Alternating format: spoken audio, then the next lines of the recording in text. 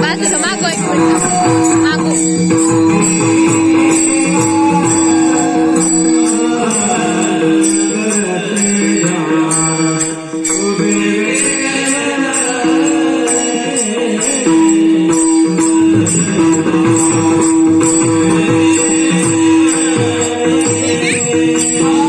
वसिष्ठं शक्तिं च तत्पुत्रपराशरं च व्यासं शुकं गौडपदं महन्तं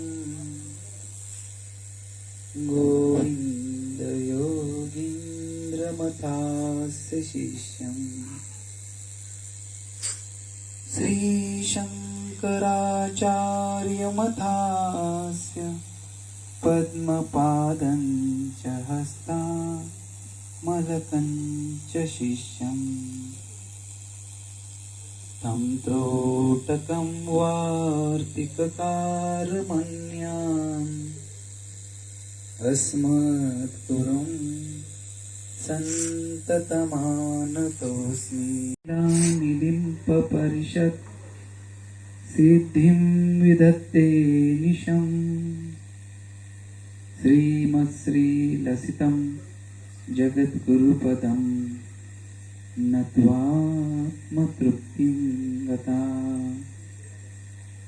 लोकाज्ञानपयोदपाटनधुरम् श्रीशङ्करं शर्मदम् ब्रह्मानन्दसरस्वतीं गुरुवरं ध्यायामि ज्योतिर्मयम्.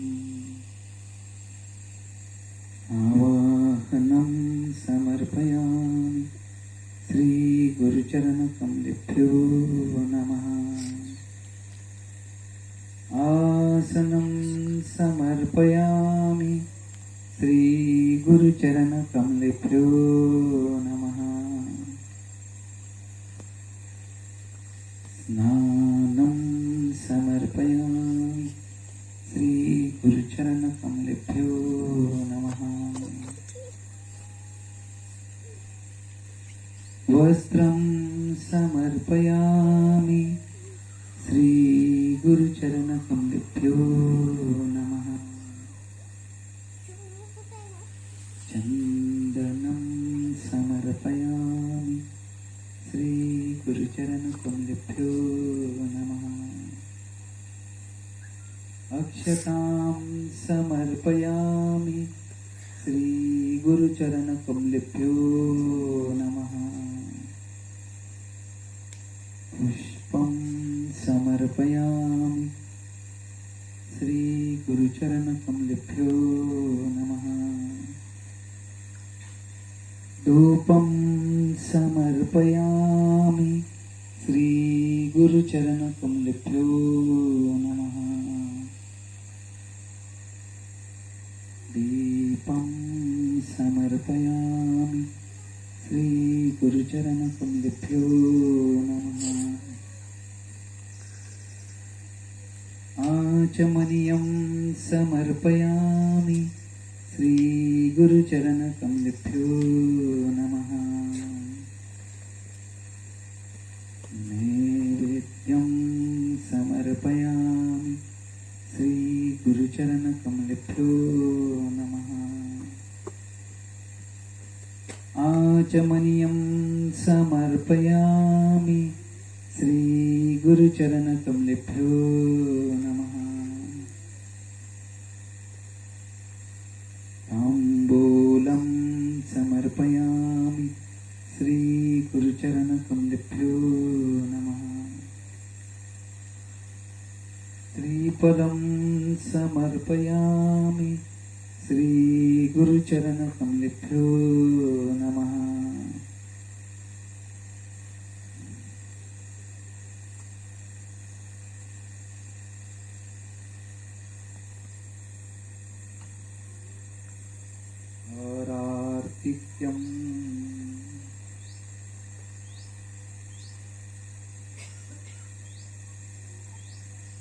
कर्पूरगौरं करुणावतारं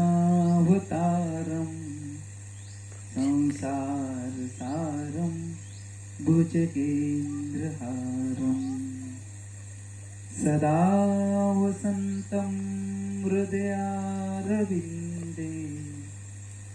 भवं भवानी सहितं नमामि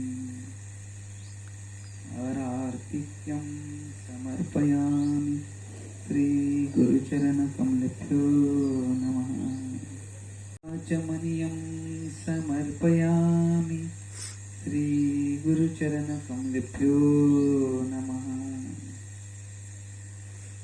पुष्पाञ्जलिम्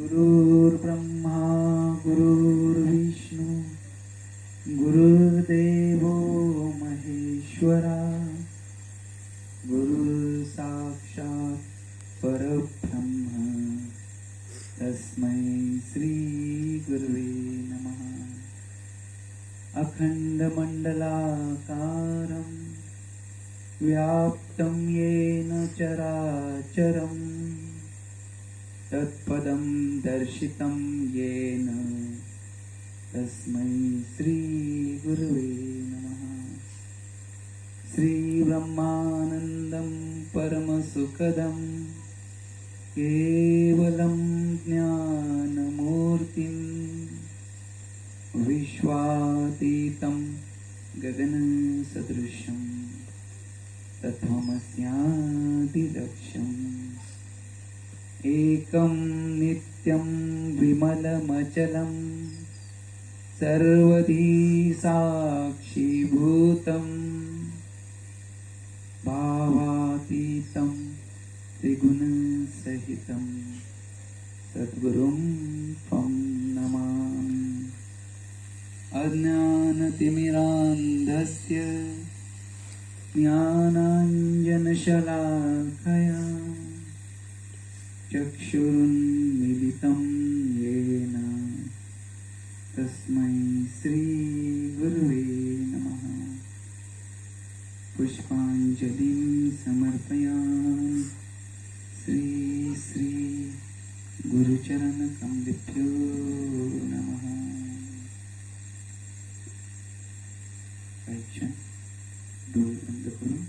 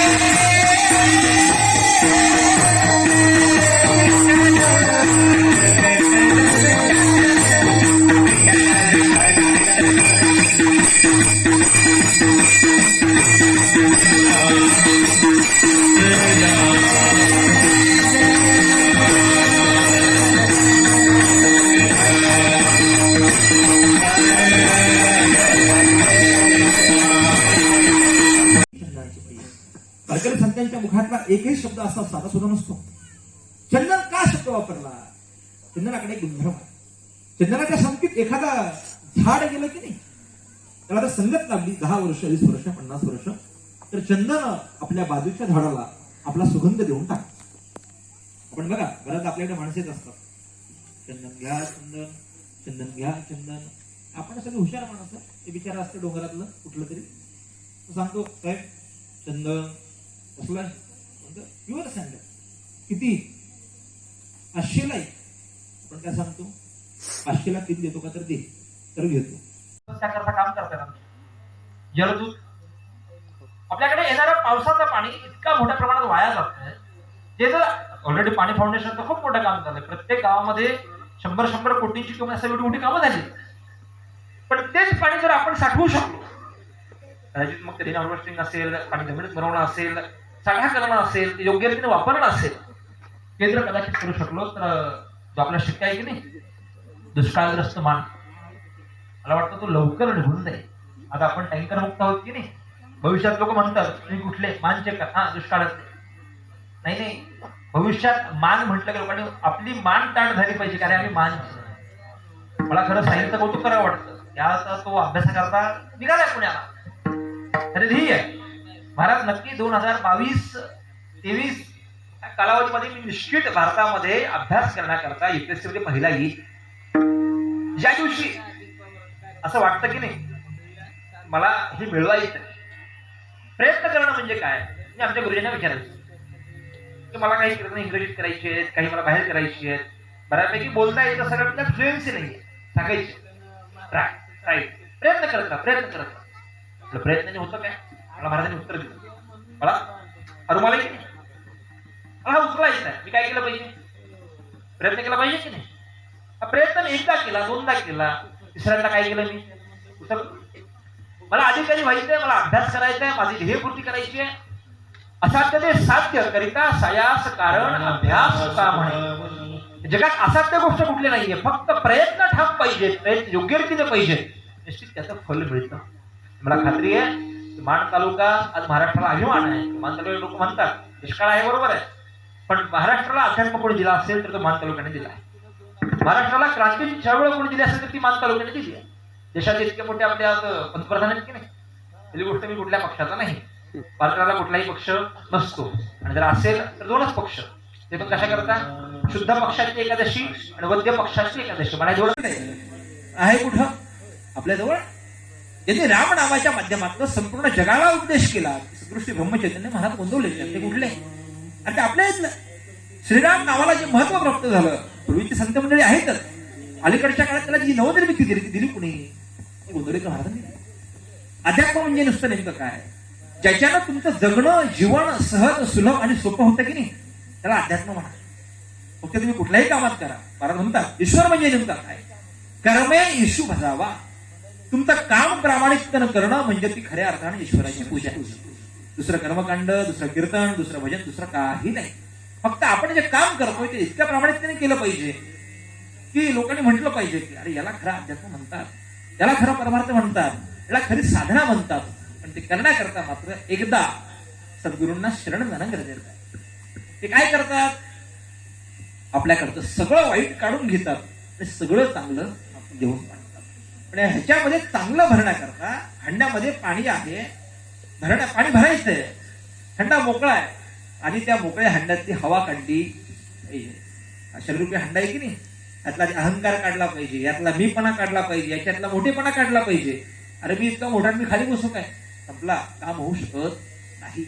तळागाळात रुजता आलं पाहिजे तर खऱ्या अर्थानं काम होतं. तर सांगतात की लहानपण देगा देवा, बाबा मला मोठं करू नका, मला काय करा, लहान करा. का बरं, तर मुंगी साखरेचा रवा. लहान असलं महाराज तर मुंगी होऊन साखर खाता येतं, पण मोठं झालं ऐरावत रत्न थोर त्याशी अंकुशाचा मार. ज्याच्याकडे मोठेपणा त्याला विचारा मोठेपणाचे तोटे किती. फायदाही असतो, पण त्या 10 पट फायद्यापेक्षा 100 पट त्याचं दुःख अधिक असतं. काही झालं की आमचं एवढं करून द्या, आमचं हे घेऊन द्या, आमचं हे करून द्या.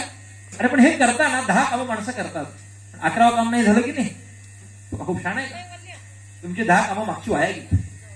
काय करा, कुठलंही काम करा, पण ते निष्ठेने करा, सेवेने करा, श्रद्धेने करा, आपुलकीने करा, तर निश्चित खऱ्या अर्थानं तुमचं ते काम म्हणजे तुमचा परमार्थ होऊन गेला. हे करण्याकरता मनाची अवस्था अत्यंत शांत पाहिजे, निर्भय पाहिजे, निर्विकार पाहिजे. आणि कधी होतं, हे होतं प्राणायामानं, ध्यानानं, सुदर्शन क्रियेनं आणि अन्य काही साधना. ती संतांनी तीच सांगितली, गुरुजी आज तीच सांगताय. खऱ्या अर्थानं इथे बसल्या बऱ्यापैकी सगळ्यांचे कोर्सेस झाले असतील, पण ज्यांचे झाले नाहीत, आमच्या अभय या ठिकाणी आहेत. खूप सुंदर क्रिया आहे.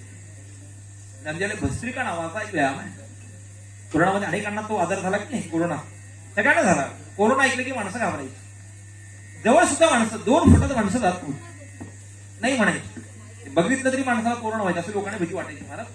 आणि कोरोनामध्ये जवळपास 90% माणसं फक्त भीतीने गेली, दुसरं काही नाही. अभिजितला विचारा, आम्ही रोज कोविड सेंटरमध्ये होतो. रोज सकाळी 7ला कोविड सेंटरला तर संध्याकाळी 8ला घरीच जायचं. आणि घरातली आम्हाला घाबरवायची. परत तिकडनं आल्या म्हणजे तुम्हालाही तुमच्यामुळे आम्हाला होईल. तुमचं मन शुद्ध असलं, मन पवित्र असलं, कामाप्रती श्रद्धा असेल आणि ते काम निष्ठेने करत असाल, जगाच्या पाठीवरचा कुठलाही आजार तुम्हाला हात लावू शकत नाही. पण ते करताना अगदी सोपे सोपे सुलभ या भस्त्रिकासारखा व्या. काय करतो? कोरोना कशामुळे व्हायचा? फुफ्फुसामुळे व्हायचा की नाही? याची ताकद वाढवायची तर तुम्हाला खूप दीर्घ श्वास घेतला पाहिजे आणि तो झटक्याने सोडला पाहिजे. हे कसं? लग्न शरीर. आता आपण भजन करूया. भजन करताना काही नाही वाजवायची. काय करायची? एका विठ्ठलला हात वरती करायचे आणि दुसऱ्याला खाली ओढायचे. करणार का सगळे? झोपले का? जागेत ना सगळे?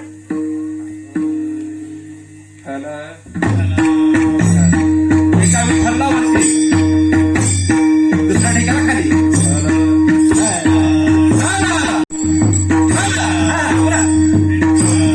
ताण बसला पाहिजे.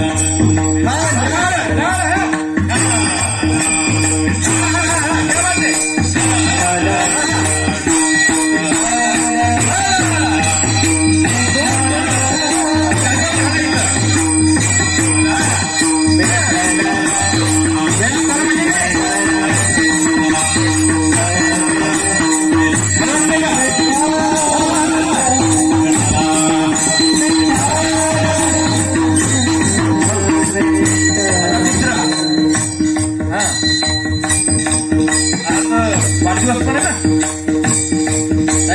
बड्डे ना, इकडे जवळ आहे माझ्या.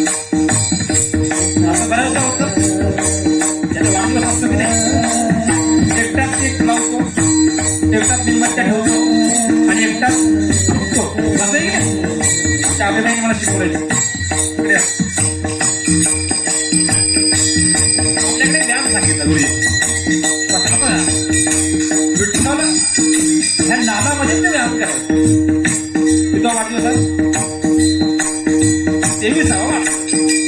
आता काय करायचं? समजा आपण आता हा हरिनामाचा केक घेतला. कशाचा? हरिनामाचा केक. आणि आपण काय लावलंय? त्यात मेणबत्त्या लावल्या. त्यावेळी हा एकटा फुटतो की नाही? आता आपण सगळे फुटूया. कसं? फिरायचं कसं? माहिती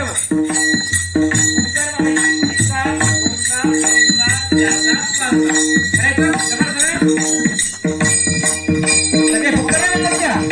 हा सगळे फुकले सगळे.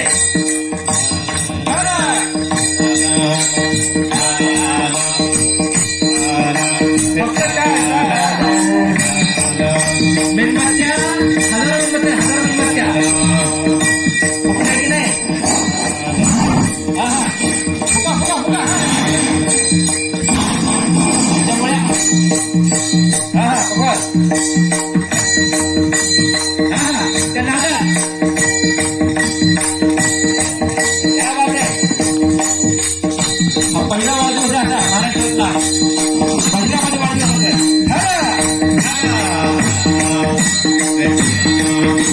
सगळ्या मेणबत्त्या फुकून पण अटॅक येतो की नाही माणसाला? रक्ताच्या कुठ्या शिरा बंद पडतात, काय होतं, अमुक होतं, आपण जे करतो की नाही. त्याच्याऐवजी विठ्ठल या ध्वनीला आपण टाळी वाजूया. गायू आपल्या हातावरती काही केंद्रबिंदू असतात, गायत्री. त्याचा आपल्या शरीरातल्या सगळ्या भागांशी संबंध येतो. काय म्हणतो आपण त्याला? एक्युप्रेशर. प्रेशर पॉइंट्स असतात. टाळी मारली ते सगळे पॉइंट्स हातावर आदळले, शरीर आपलं क्रियाशील होतं. विठ्ठल या नादामध्ये सगळे एकदा विठ्ठलला हात असा करतील, दुसऱ्या विठ्ठलला हात असा करतील. विठ्ठल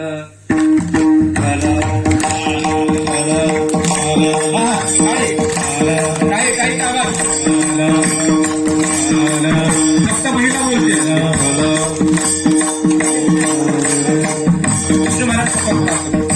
हा विठ्ठलचा आवाज आहे, विठ्ठलचा घरी असं म्हणता का कोणाशी म्हणता आवाज आवाज. हा सगळे म्हणतात महिला खूप हुशार आहेत, महिला पुढे असतात.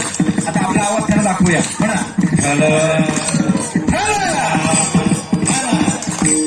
हे तुम्ही हलवा सगळे.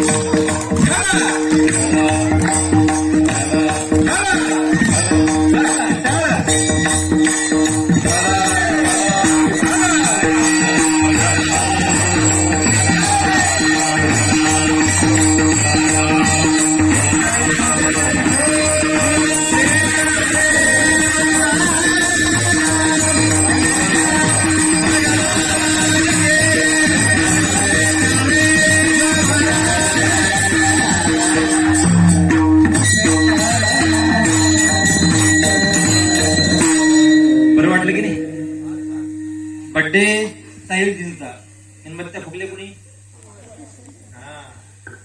आपल्याला आनंद घेता आला पाहिजे. अध्यात्म म्हणजे काय? सहज सोपं, ज्याच्याने जीवन सहज होतं, सोपं होतं.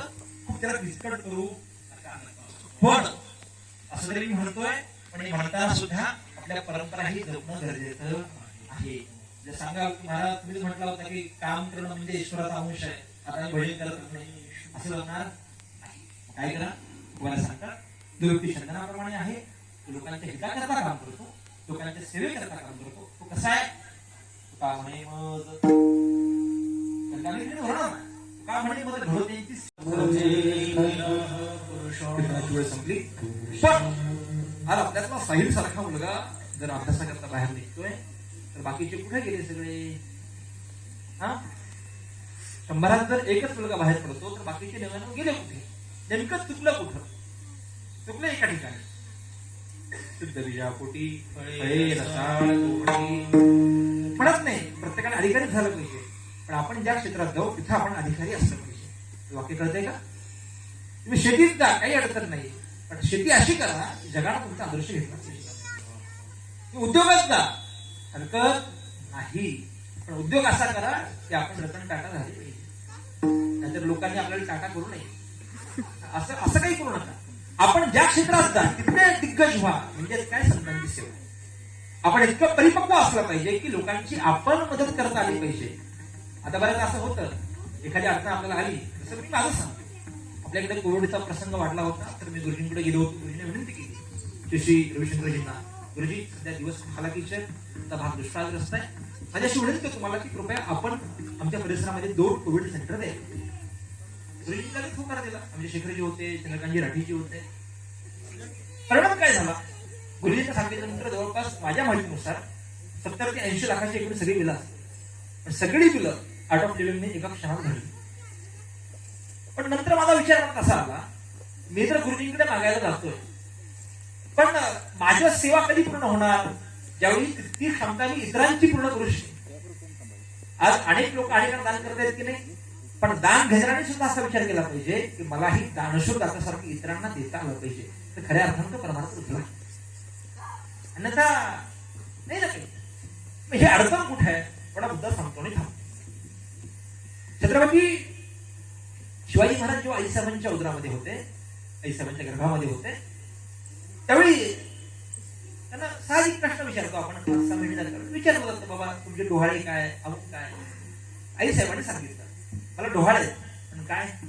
आम्हास वाटते घोड्यावर बैसावे, आम्हास वाटते युद्धाशी जावे, आम्हास वाटते कथा कीर्तनाशी बैसावे. डोहाळे कोणाचे? मासाहेब जिजाऊ. परवा कीर्तनाला गेलो होतो जळगावला. महाराज कीर्तनाला गेलो आणि लक्षात आलं म्हणजे की त्या गावातलं कुणीतरी विचारत गेले, त्यामुळे कीर्तन काही होऊ शकत नाही. ठीक आहे, दुःखाचे प्रसंग असतात, बऱ्याचदा होत असतं. पण आता मी परत पुण्यावरून जळगावला गेलो होतो.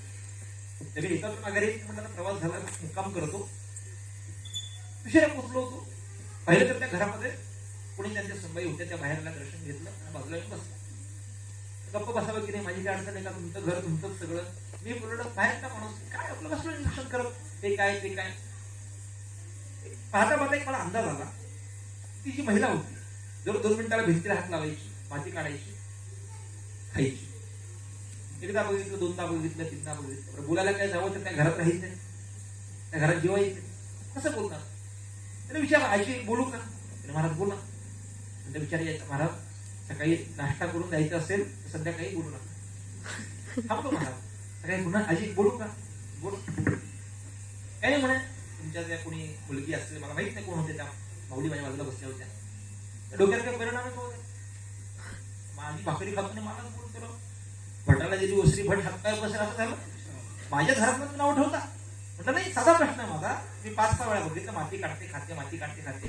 ते विचारलं झालं पूर्ण अलीकडची गोष्ट आहे. म्हटलं नव्हतं झालं, झालं नव्हतं माझं सुद्धा. म्हटलं नाही झालं, तुला नाही काढायचं, सांग तरी. म्हटलं चाललो देवडीला कीर्तनासाठी, कीर्तनात सांगता येईल. सांगितलं मला आपल्याकडे एक गोष्ट आहे की महिला गर्भवती असेल की तिला कुणाला माती खाऊ वाटते, कुणाचं काय असतं डोहाळे माहिती आहे मला. तुम्हाला मी सांगितलंय गर्भाची आवडी मातेचा डोळा, आईच्या उदराच्या बाळाला जे खाऊ वाटतं ते त्या आईला खाऊ वाटतं. म्हणजे साधी गोष्ट हे माहिती आहे मला, ते देते महाराज. पण त्या दिवशी प्रश्न अजितजी हे उत्तर कळालं. ज्या आईला माती खाऊ वाटते, ज्याईला डांबर खाऊ वाटतं, ज्याईला पत्रा खाऊ वाटतो, ज्याईला सिमेंट खाऊ वाटतं, ज्याईला खडी खाऊ वाटते, समजायचं निश्चित पोटाला पुढारी जन्माला येणार. हा ऐकतच का? अरे पहा संस्कार आम्हाला असं वाटत नाही घोड्यावर वैसावित्र कोण झालं? छत्रपती शिवाजी महाराज घडले. खान तशी माती, बाप तसा बेटा, आधी वागते कुंभार तसा लोटा. प्रत्येक घरामध्ये मूळ शिवरायांसारखंच जन्माला येऊ शकतं, कदापि आहे. फक्त ते संस्कार पाहणं गरजेचं आहे. आई जर 10-10 तास त्या टीव्ही पूर्ण उठत नसेल, माझं जे सगळं बंद झालं मला टीव्ही बघणं, पण जेव्हा बघत होती तेव्हा मालिका असायच्या. ते टाक पाऊल त्या गोजीरवाण्या घरात. आता काय सगळं माझ्या नवऱ्याची बायको महाराज लगेच माहिती म्हटलं त्यांना, बाई एखादा अभंग सांगा. नाही महाराज आमचं काम नाही, काही चूक तुमची नाही. पुरुष वर्ग असं म्हणत नाही, खूप स्वातंत्र्य दिलं पाहिजे. त्या मातृशक्ती आता दसरा की नाही, खऱ्या अर्थात शक्तीचं खरं स्वरूप आपल्या हिंदू धर्मामध्ये अथवा पूर्ण भारतीय संस्कृतीमध्ये महिलांना जितकं प्राधान्य दिलं तितकं कुठल्याही गोष्टीला नाही. पूर्वीच्या काळी प्रत्येक मंदिरात महिला पुजारी असायच्या. कुठं गायब झालं मध्ये मला माहित नाही, की माणसं दिसायला लागली. पण पूर्वी ते होतं. आजही कदाचित मी असं म्हणतो की पुरुषांपेक्षा एक पाऊल महिला पुढे त्यांना प्राधान्य दिलं पाहिजे. पण ते देत असताना काही नियमावली सुद्धा असली नाही तर रोजच मी ते खोपवून काय त्याला म्हणतात, घरात काय असतं ते काय त्याला म्हणतात, आहे का तुमच्या घरात टीव्ही? टीव्ही म्हणजे काय? टेलिव्हिजन, टेलिव्हिजन, दूरदर्शन घरात दाखवतं. ते माझा अर्थ वेगळा आहे. टी फर ताबडतोब, बी फर वाटोळ. घरात गावात ते ताबडतोब वाटोळ करते असं ना टीव्ही. आली बरं झाली व्हॉट्सअपची, फेसबुकची, इंस्टाची, विचॅटची, टेलिग्रामची. मी वापरतो मला एवढी नाव माहिती नाही ना. मला संस्कार रुजवावे लागतात, आनंद असेल. का बरं? पुत्राची विजय पिता सुखावत जाय. माऊली म्हणतात आपला मुलगा मोठा झाला की बापाला आनंद वाटतो. आज त्यांच्या कुटुंबातील सदस्य असतील, खऱ्या अर्थानं मान तालुक्याला अतिशक्ती नाही. जे सध्या अपक्ष नगरसेवक आहेत लोकांमधून त्यांना ते सगळं दिलेलं आहे. पण काम कसं केलं पाहिजे याचं मूर्तिवंत उदाहरण म्हणजे आजीजी. आजीजींना विचारलं मी त्यांना त्यामागचे रहस्य काय, उत्तर दिलं महाराज माझ्या मागे गुरुजींची आध्यात्मिक शक्ती आणि लोकांचे आशीर्वाद आहे. असे म्हटलं ना तुम्हाला, मी कुठलंही काम करा पण त्या कामाला मागे काहीतरी आध्यात्मिकतेची दुजोरी पाहिजे. छत्रपती शिवाजी महाराजांनी राज्यकारभार केला पण 2 डोळ्यांनी केला. एक डोळा छत्रपती शिवाजीराजांचा रामदास स्वामी, दुसरा डोळा तुकोबाराय. हे 2 डोळे ज्यावेळी होते की नाही तेव्हा हे राजसत्ता आणि धर्मसत्ता होऊ शकते. तुम्ही कुठल्याही क्षेत्रात कामाला जा पण ते काम करत असताना त्याला धर्माचे डोळे असणं गरजेचं आहे. आणि आपल्या या अजितजींच्या आणि आपल्या पूर्ण आर्ट ऑफ लिव्हिंगच्या टीमच्या कामाला गुरुजींचे डोळे, त्यामुळे डोळे बंद करून त्यांच्या मागे जायला काही हरकत नाही. त्यामुळे चांगलं काम सुरू परिसरामध्ये खूप मोठ्या प्रमाणात झाडं लावा, झाडं जगवा. बऱ्याच लोक सांगतात ते झाडं लावा, झाडं लावा, लावतात, मूळ जन्माला घालतात, तर सांभाळणार कोण? तेही संवर्धन करणं गरजेचं आहे. आणि ते काम अशी जी करतात त्यांचा परिवार करतोय, त्यांचे बंधू असतील, वडील बंधू असतील, छोटे बंधू असतील, पूर्ण परिवार, सगळंच त्यांचे कौटुंबिक जे परिवार आहे. आणि त्यासोबत आपली पूर्ण आर्ट ऑफ लिव्हिंगची टीम असेल, हा रानमळा असेल. बऱ्याचदा असं होतं की कमळ चिखलात उगत असते बऱ्यापैकी, पण हा परिसर बघितला मी, ह्या परिसरात अनेक कमळ उगवली आहेत. म्हणजे रानमळा हे देवडीचे जे गाव आहे की नाही, ते जरा विशेष गाव आहे. त्या गावामध्ये माणसं कार्यक्षम आहेत. म्हणजे असं म्हणत सगळ्यात चिखल आहे, पण चिखलातही खूप चांगली चांगली कमळ आहेत. म्हणजे कमळ जपली पाहिजेत. ते जपण्याकरता प्रत्येकाचा त्यांच्या मागे एक आशीर्वादाचा हात असला. कुठल्याही घराची माणसं मोठी होत नाही, दीड काही नाही का, त्याच्या मागे एक तर पूर्वजांचा आणि तुमच्या कामाचा एक मोठा आशीर्वाद लागत असतो. तुम्ही किती अनेक माणसं म्हणतात, महाराज पुष्कळ पैसा आहे, अमुक आहे तमुक आहे, पण खूप मोठी मोठी माणसं, त्यांचं खूप मोठी मोठी स्वप्न आहेत. भारतात आताही आहेत खूप मोठी माणसं, त्यांच्या खूप मोठ्या महत्वाकांक्षा आहेत, त्यांना ती मिळालं नाही. कारण काय? फक्त त्यांच्या मागे अध्यात्म नाही. तर अध्यात्म असता त्या मोठ्या माणसांनाही मोठी स्वप्न पूर्ण करता आली असते. पण ज्याच्या मागे अध्यात्माचं बळ नाही, समजावं, त्याचा एवढा दरिद्री या जगात कोणी नाही. मी असं म्हणत नाही की तुम्ही अमक्या देवालाच पूजा, आई वडील तर आई वडील, पण अधिष्ठान असणं गरजेचं आहे. आणि हे अधिष्ठान या परिसरामध्ये आर्ट ऑफ लिव्हिंग सुरू करून दिलंय. आपला पूर्ण परिवार करतोय. या ठिकाणी प्रांताधिकारी साहेब नाही सध्या, आपलं प्रशासन असेल, पोलीस प्रशासन असेल, देवळीचे सगळे नागरिक असतील, तालुक्यातली जी मांडवर मंडळी यांनी अशा उपक्रमाकरता सहकार्य केलं आणि करतायत. खऱ्या अर्थानं संतांचे खरे वारसदार ही सगळी मंडळी. संतांचं काम नेमकं काय? संत कोणाला म्हणायचं आजच्या काळामध्ये? धोतर आहे म्हणजे संत का? फेटा म्हणजे संत आहे का? नाही. जगाच्या कल्याण, त्यांना जगाचं कल्याण हवं वाटतं, लोकांचं हित व्हावं वाटतं, ते खऱ्या अर्थानं संत आहे. आणि हे संत, हे संतत्वाचं काम आपल्या परिसरात हा सगळा परिवार करतोय. आणि आपण सगळे त्यांच्यासोबत आहात. ही मोठी आनंदाची गोष्ट. तुम्हाला म्हणतात की सगळं करतो, पण सज्जन कोण? शेवटचं चरण.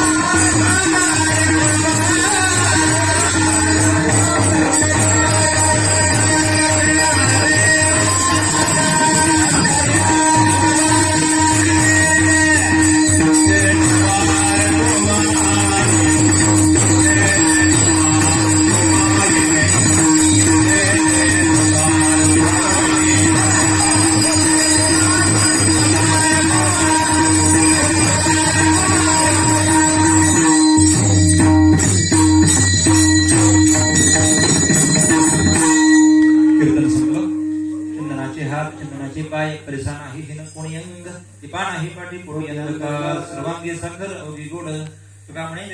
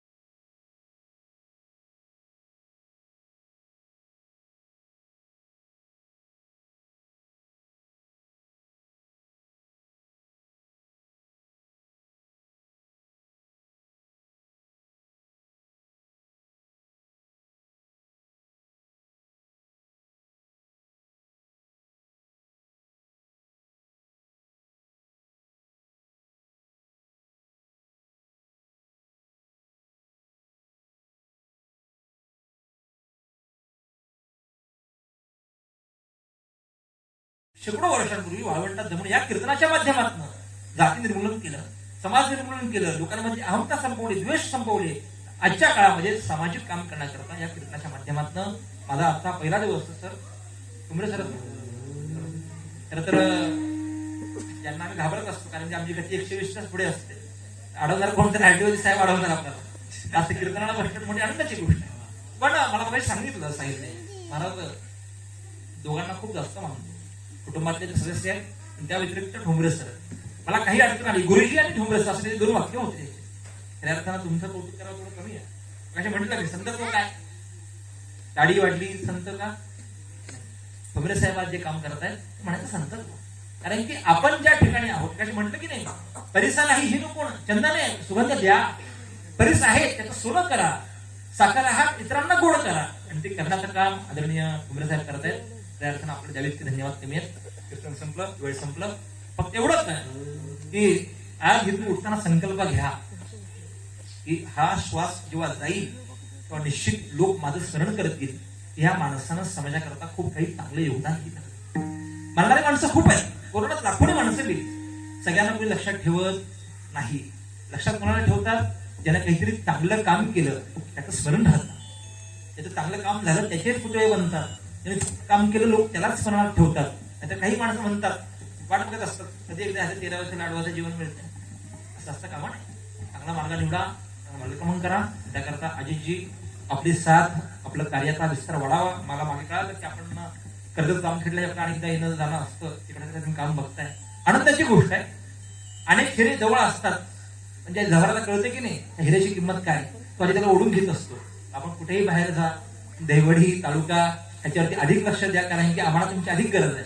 त्यांना मगाशी म्हटलंय आपल्या सामाजिक कार्याचा अनुभव तरुणांना देण्याकरता आपण नक्की काहीतरी चांगला प्रयत्न करूया आणि कीर्तनाचं काम करूया. पुन्हा एकदा साहिलला शुभेच्छा. या परिवारावरती संतांचे आशीर्वाद अविरत बरसत राहो. गुरुजींचे आशीर्वाद आहेतच. आपण सगळे 2 तास मला सहन केलं आणि त्यात आपलेही आभार. जी भारतीय शिक्षण संस्था आहे आमच्या या ठिकाणी पप्पू महाराज ते झेरपवाडीचे फलटणचे, त्यांच्याकडे आज सर 40 मुलं आहेत आणि एकाही मुलाकडनं ती फी घेत नाही. ज्याला शक्य आहे ज्याला त्यांनी अवश्य द्यावं, पण ज्याच्याकडे याची शक्यता नाही, ऐपत नाही किंवा ज्याला नाही शक्य पण शिकायचं आहे अशी 40 मुलं महाराज सांभाळतात. आमचे तुषार महाराज बरोबरचे, आमचे आकाश महाराज फलटणचे आहेत, बाबा महाराज बोतेकर आहेत. महाराष्ट्रात त्यांचा खूप मोठं काम आहे. आणि आमचे विष्णूजी आहेत, हे मारडीजी आहेत. म्हणजे आपल्या परिसरामध्ये संप्रदायाची खूप मोठी युवा पिढी तयार होते. या सगळ्यांना एकत्रित करून आपण काही समाजाकरता कार्य करू शकतो का, या विचारात ही परंपरा कीर्तनाची सुरू आहे.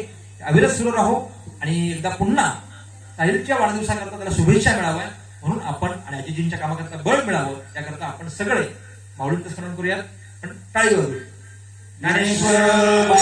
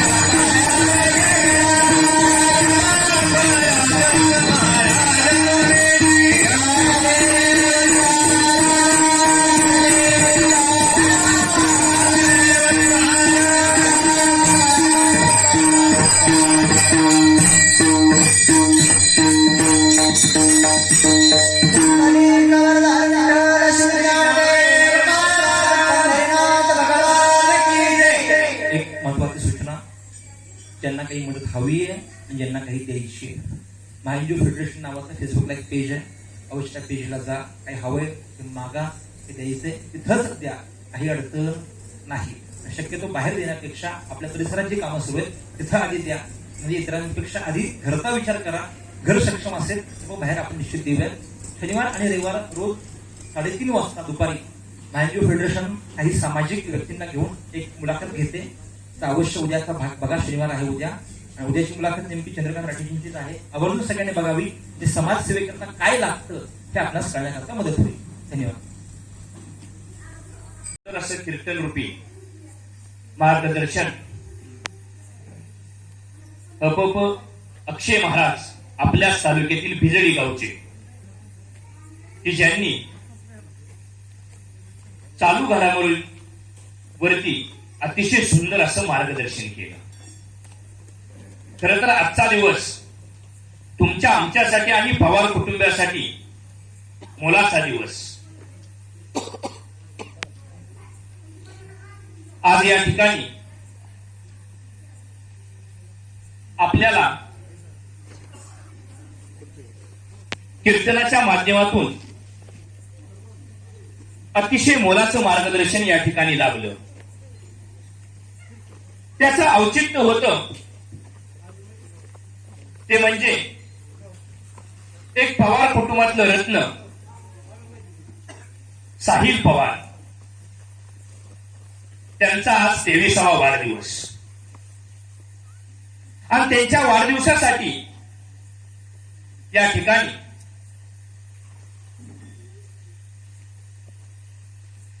हप अक्षय महाराज, त्याचबरोबर आजच्या या कार्यक्रमाचे मार्गदर्शक गजाननजी ठोंबरे साहेब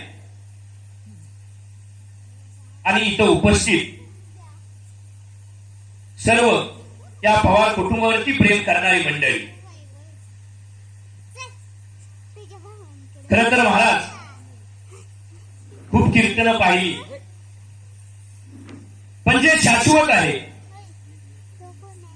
जे उद्याचा महाराष्ट्र घडवणार आहे, हा तालुका घडवणार आहे,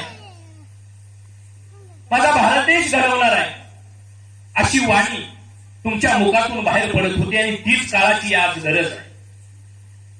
इथं पाहिलं, त्यांना साथ देण्यासाठी पाठीमागच्या साईडला लहान मुलं उभी होती.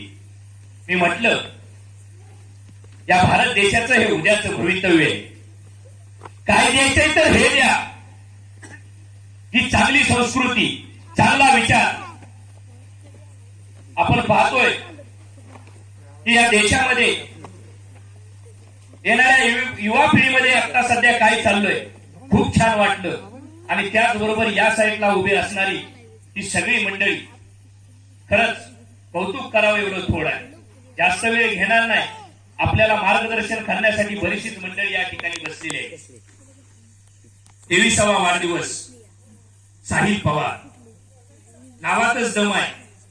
सा म्हणजे साहस ठेवणारा, ही म्हणजे हिलवरती चढणारा, म्हणजे उंचच उंच शिखर सर करणारा, आणि लक म्हणजे लख प्रकाश देणारा असा हा साहिल.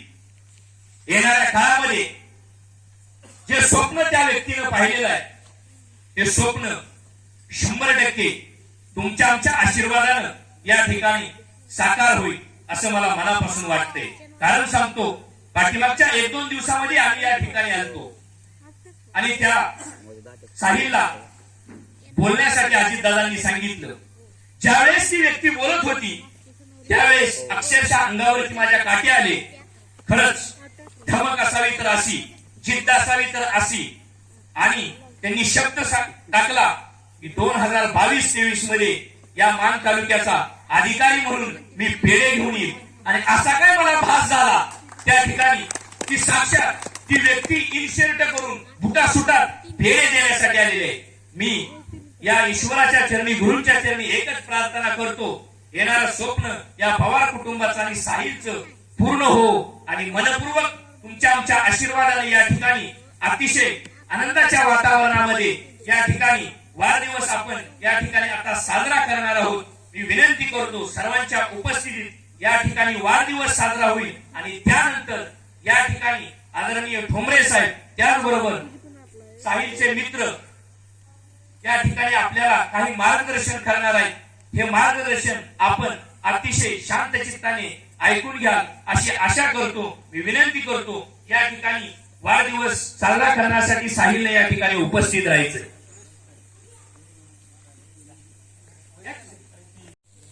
त्यावरूनच समजतं की साहिलचा आवाका तसा मोठा आहे. बाळाचे पाय पाळण्यात दिसतात त्याप्रमाणे भविष्यात साहिलने उंच भरारी घ्यावी आणि त्याचं साक्षीदार दादांच्या कुटुंबाच्या वतीनं आम्हाला होता यावं हीच या ठिकाणी सदिच्छा व्यक्त करतो आणि माझे 2 शब्द संपवतो. यानंतर मी विनंती करतो की आदरणीय डॉक्टर प्रदीप पोळे यांनी 2 मिनिटं शुभेच्छा द्याव्या.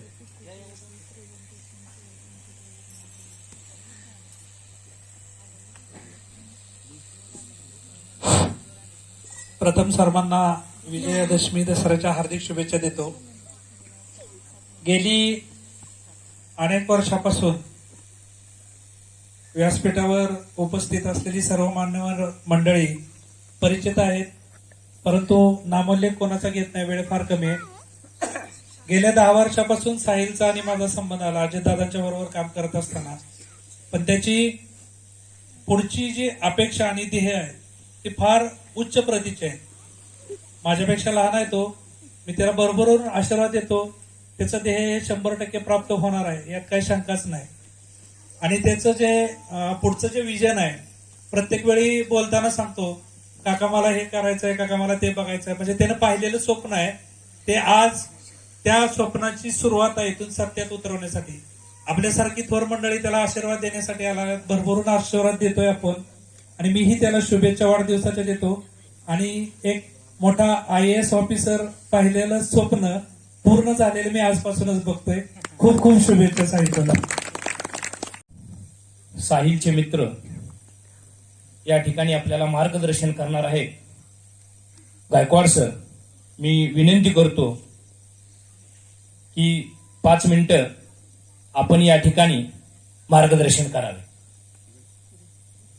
या किरणजी गायकवाड सर या.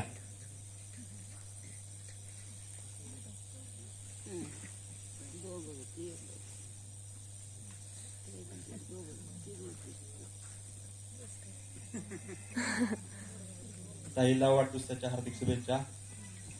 त्याला पुढच्या वाटचालीस शुभेच्छा. आपण दोघं एकत्र अभ्यास करून एकत्र पोस्ट काढू.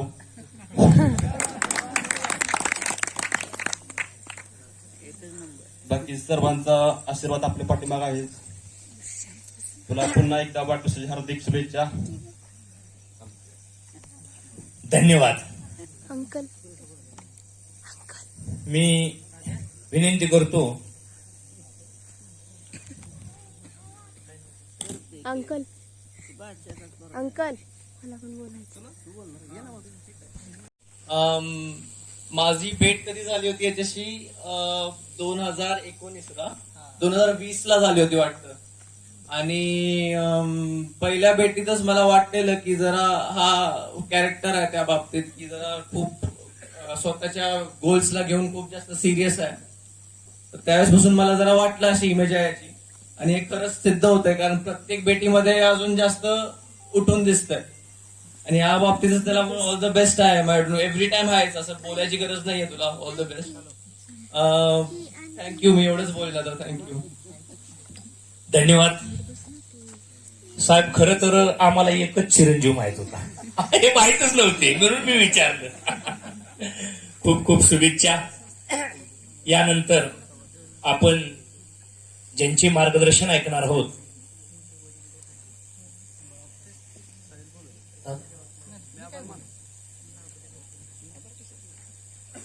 ठीक आहे. यानंतर आदरणीय अजितदादा पवार यांचं आपण मार्गदर्शन ऐकणार आहोत. योगायोगाने शुभ दिवस आहे आज. एवढं मोठं नियोजन नसताना सुद्धा एक छोट्याशा विनंतीला आपण पवार परिवाराच्या, आर्ट ऑफ लिव्हिंग परिवाराच्या विनंतीला मान दिला. मगाशी जी आता उशीर आलेली मंडळी आहेत त्यांच्यासाठी विशेष करून आमचे मित्र आहेत अक्षय महाराज. कीर्तन करणारे अनेक लोक आपण सगळ्यांनी मिळून बघितले आहेत, परंतु गुरुजींना भेटले आणि त्यांचा आशीर्वाद घेतला. 100 कोटीची प्रॉपर्टी असणारे अनेक लोक या देशामध्ये तुम्ही बघितलेले आहेत, परंतु शून्य काहीच नाही करायचं आणि आयुष्यभर सेवा करत राहायची. ती सेवा ज्या मानच्या मातीतल्या बिजोडी गावच्या रत्नाच्या माध्यमातून आपण इथून पुढे आयुष्यभर त्यांची सेवा घेणार आहे. त्यांना रात्री अभय तोडकर माझे मित्र आहेत, बंधू, त्यांनी कॉल केला की अजित, राज्यामध्ये आपण गुरुजींच्या माध्यमातून सेवा सत्संग साधनेच्या माध्यमातून जलसंधारण, ग्रामीण विकास, अध्यात्म, गटशेती, शिक्षण, महिला सबलीकरण अशा अनेक गोष्टीमध्ये आपल्याला काम करायचे आहे, मोफत काम करायचे आहे. आणि त्याच्यासाठी महाराष्ट्रभर मला दौरा करायचा आहे असा आशीर्वाद घेऊन मी आलेलो आहे, असं आपल्या मानच्या मातीतल्या रत्नानं अक्षय महाराजांनी सांगितलंय. आणि महाराष्ट्रामध्ये त्या गोष्टीची आपण त्या ठिकाणी सुरुवात करणार आहे. खूप अभिमान वाटतोय की ज्या राज्यामध्ये मानच्या मातीतलं पाणी फाउंडेशनच्या माध्यमातून असेल किंवा मानला पाणीदार करण्याचं, महाराष्ट्राला पाणीदार करण्याचं सगळ्यात मोठं काम ज्या मातीतनं उभं राहिलं त्या मातीतलं हे रत्न आहे. आणि त्यांच्या माध्यमातून होणारा या देशाला दृष्टी देणारा पहिला कार्यक्रम आपल्या दहिवडीच्या मातीत रानमाळ्यामध्ये होतोय, हे आपलं खूप मोठं भाग्य आहे. आणि अशा चांगल्या कार्यक्रमाला सन्मान्य आमचे मित्र बिजवडीचं रत्न अक्षय महाराज यांनी आपल्याला कीर्तनाच्या माध्यमातून खूप चांगलं प्रबोधन केलं. आपल्या छोट्याशा विनंतीला मान घेऊन महाराज असतील की मुलं जी भविष्यामध्ये एक वेगळी दिशा या राज्याला सृष्टीला देणार आहेत, त्यांना 2 गाड्या घेऊन जवळजवळ 250, 300, 350 किलोमीटरचा पुण्यावरून प्रवास त्या ठिकाणी करून आली. त्यांच्या टीमसाठी एकदा आपण जोरदार टाळ्या या ठिकाणी वाजवायचो. मगाशी त्यांनी सांगितलं की मानच्या मातीमध्ये तुम्हाला सगळ्याला माहित आहे, ज्या कामाला 2 वेळा सीएम साहेबांनी भेट दिली ते काम 13-14 बंधारे 5 पैसे हातामध्ये नसताना झालं. दुसरं काम आपण मानच्या पवित्र मातीत नदीमध्ये केलं, 5 पैसे हाताने नसताना 1 कोटीचं काम 33 लाख रुपयामध्ये झालं. तिसरं काम महाराज आम्ही प्रांत कार्यालयामध्ये 1 कोटीचं काम मला वाटतंय त्या ठिकाणी 25 लाख रुपयामध्ये झालं कार्यालय सुशोभीकरणाचं.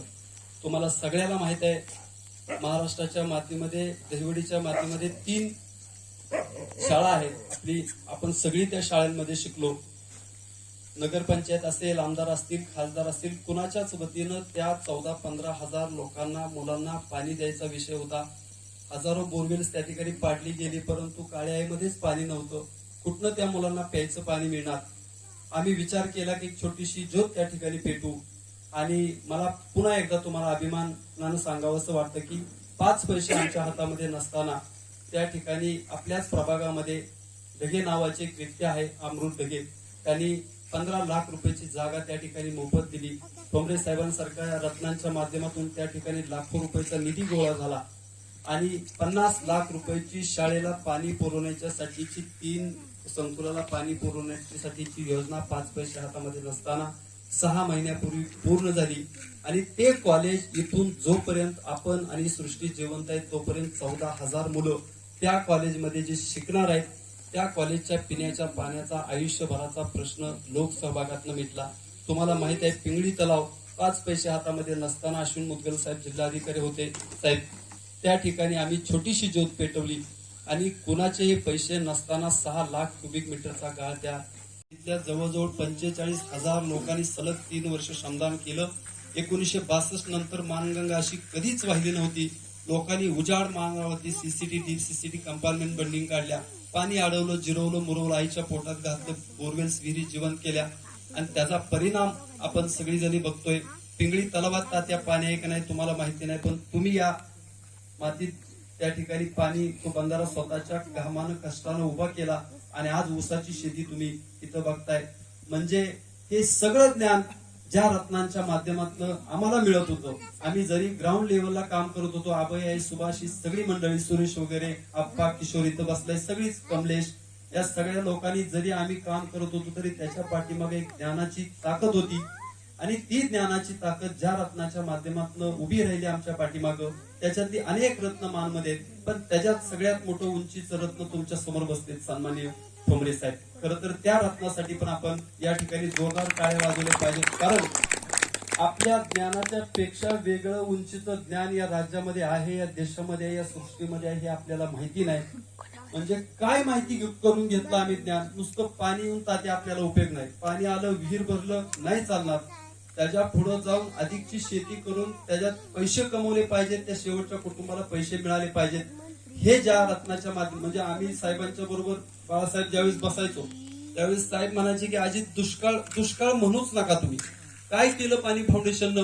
दुष्काळ दुष्काळ दुष्काळ दुष्काळ, टँकर अख्ख्या महाराष्ट्राला टँकरनं येडा घातला आणि इतकं काम करून सुद्धा राज्यामध्ये दुष्काळ पडला. साहेबांनी सांगितलं गावात जावा तुम्ही, तिथं बोर्ड लावा, देखना माझं गाव पाणीदार गाव, माझं गाव हिरवगार गाव, समाधानी गाव, सुखी अर्थपूर्ण समृद्ध गाव, असं बघा, हृदयात कोरा.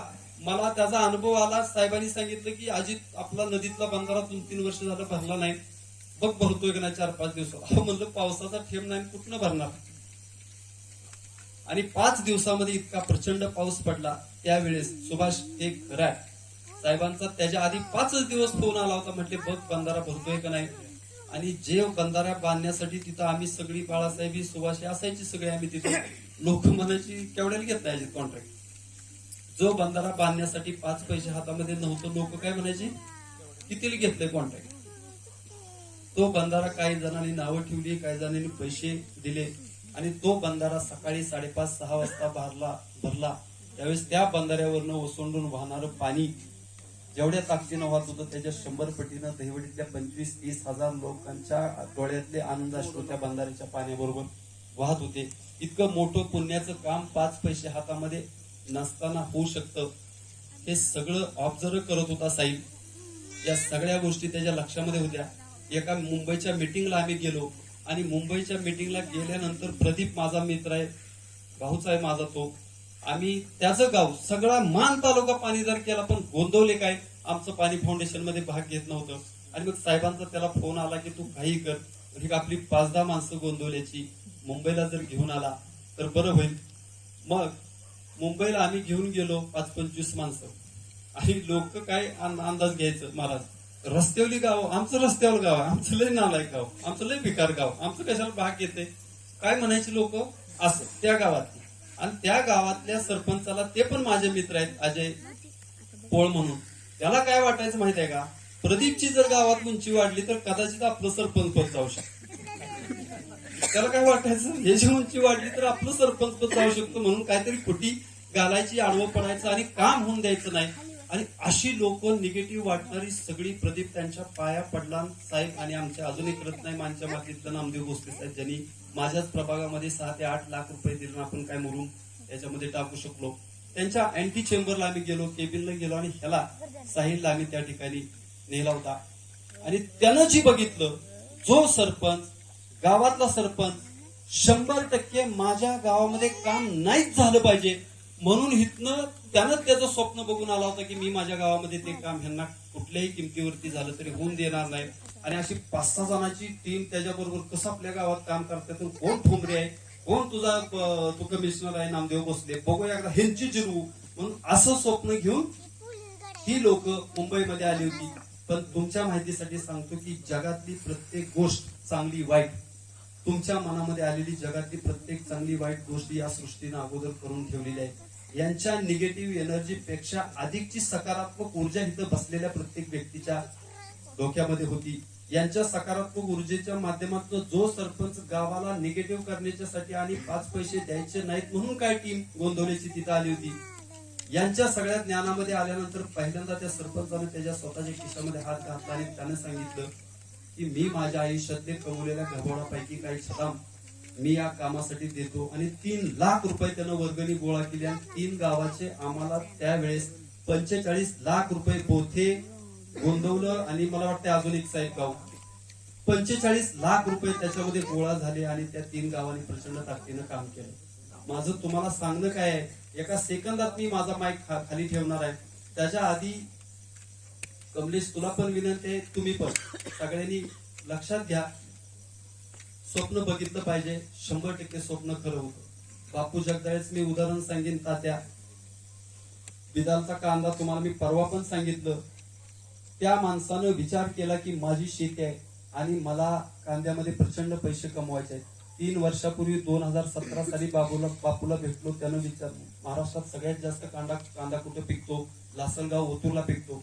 तिथं गेला, बघितलं, ज्ञान घेतलं, माघारी आला, बायकोला गाडीत बसवलं, तिकडे गेला, तिला ते सगळं शिकून आलं. मग त्याला कळलं की जमीन उभी आडवी नांगरावी लागती, फनावी लागती, कल्टिवेट करावी लागती आणि मग एका एकरामध्ये मला त्या ठिकाणी 500 थैलीपर्यंत जाता येतं. तो नुसतं स्वप्न बघून आला नाही, तर त्यानं प्रत्यक्षात जमीन उभी आडवी नांगरली, फनली, कल्टिवेट केली, 10 एकर कांदा लावला तात्यात तुम्ही अण्णा कांदा करत असताना चोळवटलेल्या रानात मळलेल्या रानात 50 वर्ष ती रान असताना सुद्धा तुम्हाला तिथं 100, 150, 200, 250 थैलीपर्यंत जाता येत नाही. हा इतिहास आहे. त्यानं ओसाड माळरानावरती शेती केली, चांगली शेती केली, स्वप्न बघितलं, 10 एकर कांदा केला, एकरी 500 गुणिले 10 बरोबर 5,000 थैली काढली. 50 किलोची थैली 5,000 भागिले 25, 50 केलं तर 2,500 क्विंटल कांदा त्यानं काढला आणि तो त्या ऐरणीमध्ये व्यवस्थित ठेवला आणि आता त्याचा कांदा 5,000 रुपयानं तो विकतोय. म्हणजे त्याची इच्छा होती 50-60 लाख रुपये व्हायला पाहिजे. आज त्याच्या कांद्याची किंमत आहे 1.25 कोटी रुपये. मागच्या वर्षी 96 लाख रुपये कमवले, त्याच्या आदल्या वर्षी 66 लाख. मी अजितदादांची पुतणी आणि साहिल पवार यांची बहीण संस्कृती पवार. मी आता पत्रकारिता करते पुण्यामध्ये. सर्वप्रथम साहिल दादाला वाढदिवसाच्या हार्दिक हार्दिक शुभेच्छा. आणि आता तो UPSCचा अभ्यास करतोय. 2022 मध्ये तो UPSCची एक्झाम देणार आहे आणि 2023 मध्ये तो पेड्याच घेऊन येईल तुमच्या घरी. आणि तो पहिल्यांदा असं नव्हतं, म्हणजे अगोदर त्याच्यामध्ये लय बदल झालेत. त्याचाच आदर्श पवार कुटुंबातल्या सगळ्याच मुलांनी घेतलाय. म्हणजे त्यांनी जसं ध्येय ठरवलं तसं पवार कुटुंबातल्या प्रत्येक मुलांनी ध्येय ठरवले की त्याला पुढं मोठं होऊन काय व्हायचंय. स्वतःला अधिकारीच बघतोय, म्हणजे आहेच मी. या व्यासपीठावरती भेटायला लागले तो फील यायला लागला. तुम्ही सगळेजण आज माझ्या वाढदिवसाला आला. खरंच दादांनी एवढं प्लॅनिंग केलं तर माहित नव्हतं. मी सकाळी उठल्या उठल्या महादेवाचं दर्शन घ्यायला गेलतो. आजचं स्वप्न सांगतो. सकाळी उठलो उशिरा, रात्री दादांनी सांगितलेलं लवकर झोप बाळा, सकाळी लवकर उठून गाड्या वगैरे धुव आणि तुझं काय असेल ते सगळं काम कर. सकाळीच उठायला उशीर झाला. 10 वाजता उठलो. माझ्या काकांनी सगळ्या गाड्या वगैरे धुवून ठेवलेल्या. म्हणलं एक काम हलकं झाले. पण मी रात्री बघितलेलं की मला माझाच वाढदिवस आहे. मी दररोज आंघोळ केल्यानंतर आईच्या पाया पडतो. दररोज काही जरी झालं, आई कुठे जरी असली तर फोन करतो, आई इथूनच पाया पडतो, तुझा आशीर्वाद असू दे पाठीमागे. दर्शनाला जाऊन देत आहेत, फक्त पिंडीवरती दर्शन ठेवून देत नाहीत. इथनं स्वप्न बघितलं, काय न खाल्लं आणि गेलो. तिथं ऑब्झर्व करत होतो मी की बाबा दर्शन घेतोय, पिंडीवरती दर्शन आहे. तिथली सगळी माणसं मला म्हणतायत की साहेब तुम्ही परत या, परत या, गरजेचं आहे, तुम्ही या परत. इथं गेलो. इथून माझ्या भावाला घेतलं, संस्कार पवार. गेलो आणि सर्व नागरिक लाईन मध्ये थांबलेली. म्हणलो दादा म्हणला दर्शन काय भेटत नाही तुला. म्हणलो चल चल काय होतंय ते बघू, चल दाखवतो तुला. गेलो तिथं आणि मला पण बाहेरनं झाकलं. पण चालताना पांढरा शर्ट घालून गेलतो, सगळं व्यवस्थित गेलतो. ते म्हणले थांब थांब थांब थांब. आणि आरती चालू झाली नेमकी. तिथंच थांबलो, सोडलं नाही. मी ठरवलेलं 23 दिवस मी फक्त 2-3 तास झोपत होतो. आणि तिथं जेवढे ज्यांना मार्क पडले नाही तेवढे मी मार्क पाडले. ते स्वप्न बघितलं, पूर्ण झालं. पण हे मला माहित नव्हतं अजून की बाबा हे स्वप्न बघितलं पूर्ण होतं किंवा काय. असंच करत करत BBAत मी युनिव्हर्सिटी टॉपर आलो, सावित्रीबाई फुले युनिव्हर्सिटी. परत मला घरातल्यांना वाटत नव्हतं की मी अधिकारी होईल. मी अधिकारी होते म्हणून माझ्या बरोबर असणारी प्रत्येक व्यक्ती मला पॉझिटिव्ह पाहिजे, तर ते स्वप्न पूर्ण होईल. तर हे काय काय लोकांना अजून घरातल्यांना विश्वास बसत नव्हता की बाबा साहिल होईलच अधिकारी. म्हणलं त्यासाठी मग पर्याय काय, तर मला अजून एक नॅशनल लेवलची माझी मला लायकी सिद्ध करायची. खरंच बसतोय का मी त्या ह्याच्यात. तर मी नॅशनल लेवलची IIMची जशी IIT असती तशी IIM एक फॅकल्टी आहे, फील्ड आहे, जे मॅनेजमेंटसाठी आहे फक्त. आणि त्याला मी अपेअर केलं. त्याला दरवर्षी एकदम बकवास आहे. तुम्ही सांगा मेहनत केलेला एखादा माणूस मोठा झाला, एक माणूस सांगा, तुमच्यातलं कोणी पण सांगा. बापू जगदाळे मेहनतीने मोठा झाला. आमची दुधाळ कंपनी खाली काय पडलं ना, मोबाईल पडला तरी माणूस उचलून देतो. असं पण वाटत नाही. 2 कोटी रुपये वार्षिक उत्पन्न. मेहनत करत नाही. किती पगार 500-1000 घे, मारा औषध रात्री 3 वाजता. हे फक्त फोनवर सांगते की हे औषध मारायचे 3 वाजता सुरू करायचं 6 ला संपलं पाहिजे. स्मार्ट वर्क म्हणतात. मेहनत करून कोण मोठं होतं? मेहनत करायची नाही का? करायची, पण कशी? स्मार्ट. नाहीतर नाही होऊ शकत कोणी मोठं. शेतकरी जर आपला सुधरू शकत नाही. शेतकरी टेक्नॉलॉजी जो पण ऍक्सेप्ट करत नाही आता, नाही सुधरू शकत. मी किती दिवस काय करा, पहिले दिवस राहिले नाही. पहिलं कसं होतं माहिती का? शेतकरी आपली शेती कशी होती पहिली, धान्य पिकवायचो आपण, कडधान्य पिकवायचो आपण. ते आपल्याला आधी कुटुंबाचं भागवायचं आणि राहिलेलं तेल मीठ मिरचीसाठी विकायचं. कपडे लत्ते सण सूत काय कर तेवढं झालं की झाली शेती, त्याचं कुटुंब झालं. असंच संसार झाले आतापर्यंत मागचे. तुम्ही जुन्या माणसांना कुणी पण विचारा, ह्याच्यापेक्षा वेगळं काय केलं? जरा मोठा शेतकरी असला तर ती गाडी घेतोय. सर्वसामान्य 5 एकराच्या 2 हेक्टरच्या शेतीतल्या माणसाचं एवढंच आयुष्य. एखादं पोरग चांगलं निघालं, त्याच्याकडे जर काही असलं आणि तो सेल्फ मोटिवेटेड झाला तरच तो अधिकारी होतो, काहीतरी होतो. ही अशीच चालू आहेत बघा शेती. वडील करतात, त्याच्या मागे त्याचा बाप मुलगा करतोय, मुलग्याच्या मागे त्याचा मुलगा करतोय.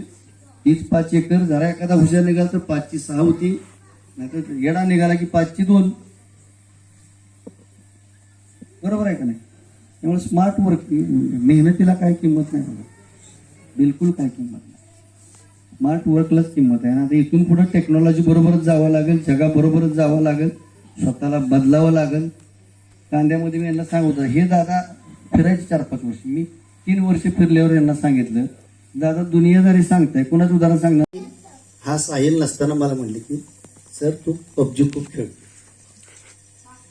ठीक आहे म्हणलं. आता तुम्ही कोणी काही सांगू नका, तक्रार तर त्याच्या माझ्या समोर त्या देखत कुणी तक्रार करू नका. तो आपला बसला शेजारी, म्हणलं काय चाललंय प्लॅन, कसा आहे काय. तर अगोदर करत होता माहिती होतं, पण कसा. आणि त्या दिवसापासून त्या पोरानं PUBG सोडली. मला तर सोडलीच ना. दुसरा एक रोल पुण्यात हा अभ्यासाला होता, कॉलेजला होता मला वाटतं, आणि कॉलेज प्लस क्लास करत होता बरोबर. आणि एकदा मला फोन आला, मला सर बोलायचे. म्हणलं काय?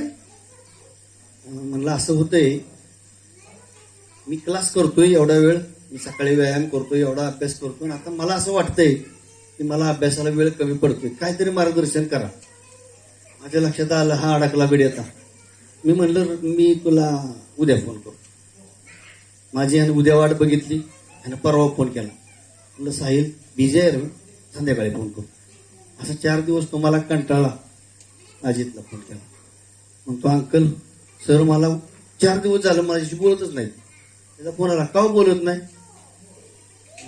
काय बोलायचे त्याच्याशी? नाही म्हणले, ते असा असा विचारतोय प्रश्न. म्हणलं त्याचं ध्येय जे आहे ना त्याच्यामध्ये ते तो अडकला. आता मी उत्तर देऊन त्याच्या उत्तरच नाही आहे. उत्तर कोणी शोधायचंय? कोणी शोधायचं साहिल? हा काय म्हणायचा की माझ्याकडे 24 तास आहे, त्यातली माझे 12 तासाचे जाते, 2 तासाचे जाते, 3 तास. आता हा मला मार्गदर्शन, मी काय 25 तास तयार करू शकतो का? नाही. मग काय करायचं हे काम त्याने. 4 दिवस मी त्याशी बोललो नाही. 5व्या दिवशी यानं सांगितलं तरी मी बोलत नाही. 7व्या दिवशी त्याचा फोन आला, म्हणला सर मला उत्तर कळलं. म्हणलं काय कळलं? नाही हा प्रश्न मलाच सोडवायचा आहे. Very good. 7 दिवस गेले ना, जाऊ दे, पण आता कळलं. त्या दिवसापासून अडचण म्हणलं आली तुझ्याकडे काय, म्हणून म्हणतोय हा मोटिवेटेड झालाय. आता ह्या मुलांना सांगायचं काय? मी मोटिवेशन देऊन प्रश्न सुटणार नाही का? सुटणार आहे? तुझ्यासारखाच माझा पोरगा येत आहे, तो बोलला नाही बिचारा. हा 14 तास गेम खेळत होता, ती पण ऑनलाईन. 24 तासातले 14 तास. डोळे झाकतील तेव्हा झोपायचे. आज त्याला विचार किती खेळ? 0. कुणी त्याला सांगितलं नाही गेम खेळायचं बंद हो, तू UPSCचा अभ्यास कर, कुणी सांगितलं बाळा? त्याचा तोच लागलाय. सेल्फ मोटिवेशन महत्वाचं आहे. मी सांगून, महाराज सांगून, आम्हाला भारी आहे बोलाय काय, आम्हाला काय 50च्या पुढे गेलोय आम्ही. आता सध्या मार्गदर्शन करणे, तुमच्यावर वेगवेगळ्या सूचनाचा मारा करणे, जे तुम्हाला नको असतं नेमकं का पाहिजे असते. प्रत्येकाला, प्रत्येक कुटुंबातल्या प्रत्येक माणसाला वाटत असतं माझा मुलगा असावा, माझा मुलगा तसा व्हावा. पण त्याच्यासाठी 2-3 गोष्टी आहेत. आता मी पाणी फाउंडेशन यांच्यावर जायचो. एका मुंबईच्या मिटिंगला गेलो आम्ही, शिंदीपूरची मिटिंग होती. मग आम्ही काय करायचो, त्या गावातली पैसेवाली मंडळी मीटिंगला बोलवायची. मग कुटुंबासहित या म्हणायचं. मग पोलीस असेल, कोण असेल, काय असेल, नोकर असेल, व्यावसायिक असेल, घेऊन बसायचे. मग सगळ्याची उद्यमे नहि सिद्धंती कार्यानी न मनोरतः नहि सिंहश्च सुप्तश्च प्रवेशंती मुखे मृगः. नहि सिंहश्च, सिंहश्च म्हणजे सिंह, लॉयन. नाही सिंहश्च सुप्तश्च झोपलेला सिंह. नाही सिंहश्च सुप्तश्च प्रवेशंती मुखे मृगः. प्रवेशंती म्हणजे प्रवेश करणारा, मुख हे म्हणजे तोंड आणि मृग म्हणजे हरिण. जसं झोपलेल्या हरणाच्या झोपलेल्या सिंहाच्या तोंडामध्ये हरिण प्रवेश करत नाही, तसं साहिल उद्दिष्ट कार्य केल्याशिवाय साध्य होत नाही. मला माझ्या आयुष्यामध्ये आलेल्या अनुभवामध्ये माणसाच्या आयुष्यातले अनुभव माणसाचं भविष्य घडवतात. आता कसं, मी संस्कृत श्लोक का म्हणू शकलो, तर माझे वडील स्वतः वारकरी होते. ते स्वतः भजनी मंडळ चालवतात आंधळी गावामध्ये. त्यांनी 30 वर्ष भजन केले. आजही माझ्या घरात तबला आहे. ते उत्तम गवळणी म्हणतात. धरीला पंढरीचा चोर वगैरे गाणं मी 9वी 7वी 8वीला असताना मी तबला वाजवत होतो. मी वाजवतो स्वतः. आणि चांगले अभंग घरामध्ये होतात. मी आज पॉलिटिकली आंबेडकरी मुवमेंटमध्ये जास्त वेळ असतो. रिझन काय, मी वडिलांची राजकारणातल्या मंडळींपैकी धोंडराम वाघमारेंबरोबर लय दोस्ती होती. त्यामुळे मला आंबेडकरांबद्दल एक वेगळं अट्रॅक्शन आहे. आणि मात्र माझ्या चेहऱ्यावर एवढी लांबडी दाढी आहे. कारण मी जिथं आहे, तुझं आहे तुझं पाशी, नाही का, तर परी तुझा आगा चुकलाशी. मी जर मुसलमान असून जर मला इस्लामच माहित नसेल तर काय अर्थ आहे का त्या जगण्याला. मग मी उगच मी कुणासारखं तरी होऊन दाखवायचं. म्हणजे माझे वडील भजनी होते म्हणून मी पूर्ण इस्लाम सोडून जर समजा एक नॉन मुस्लिम सारखा वागलो असतो तर आयुष्यात मला कधीच किंमत आली नसती. का आली नसती, तर मग धर्म सोडून मी कोण झालो असतो. धर्मासारखा वागलो नसतो तरी सुद्धा मी मुसलमानच राहिलो असतो. राफिक डांगे नावाचे एक आध्यात्मिक गुरु आमच्या इस्लाम धर्मामधले, म्हणजे आध्यात्मिक वर्कआउट करत होते, गुरु नव्हते ते, अध्यात्मामध्ये भरपूर डेडिकेशन होतं त्यांचं. त्यांनी मला एक दिवशी एकच वाक्य सांगितलं. ते मला बोलले, इम्तियाज तुम कहो ना कहो दुनिया तुम्हें मुसलमान कहती.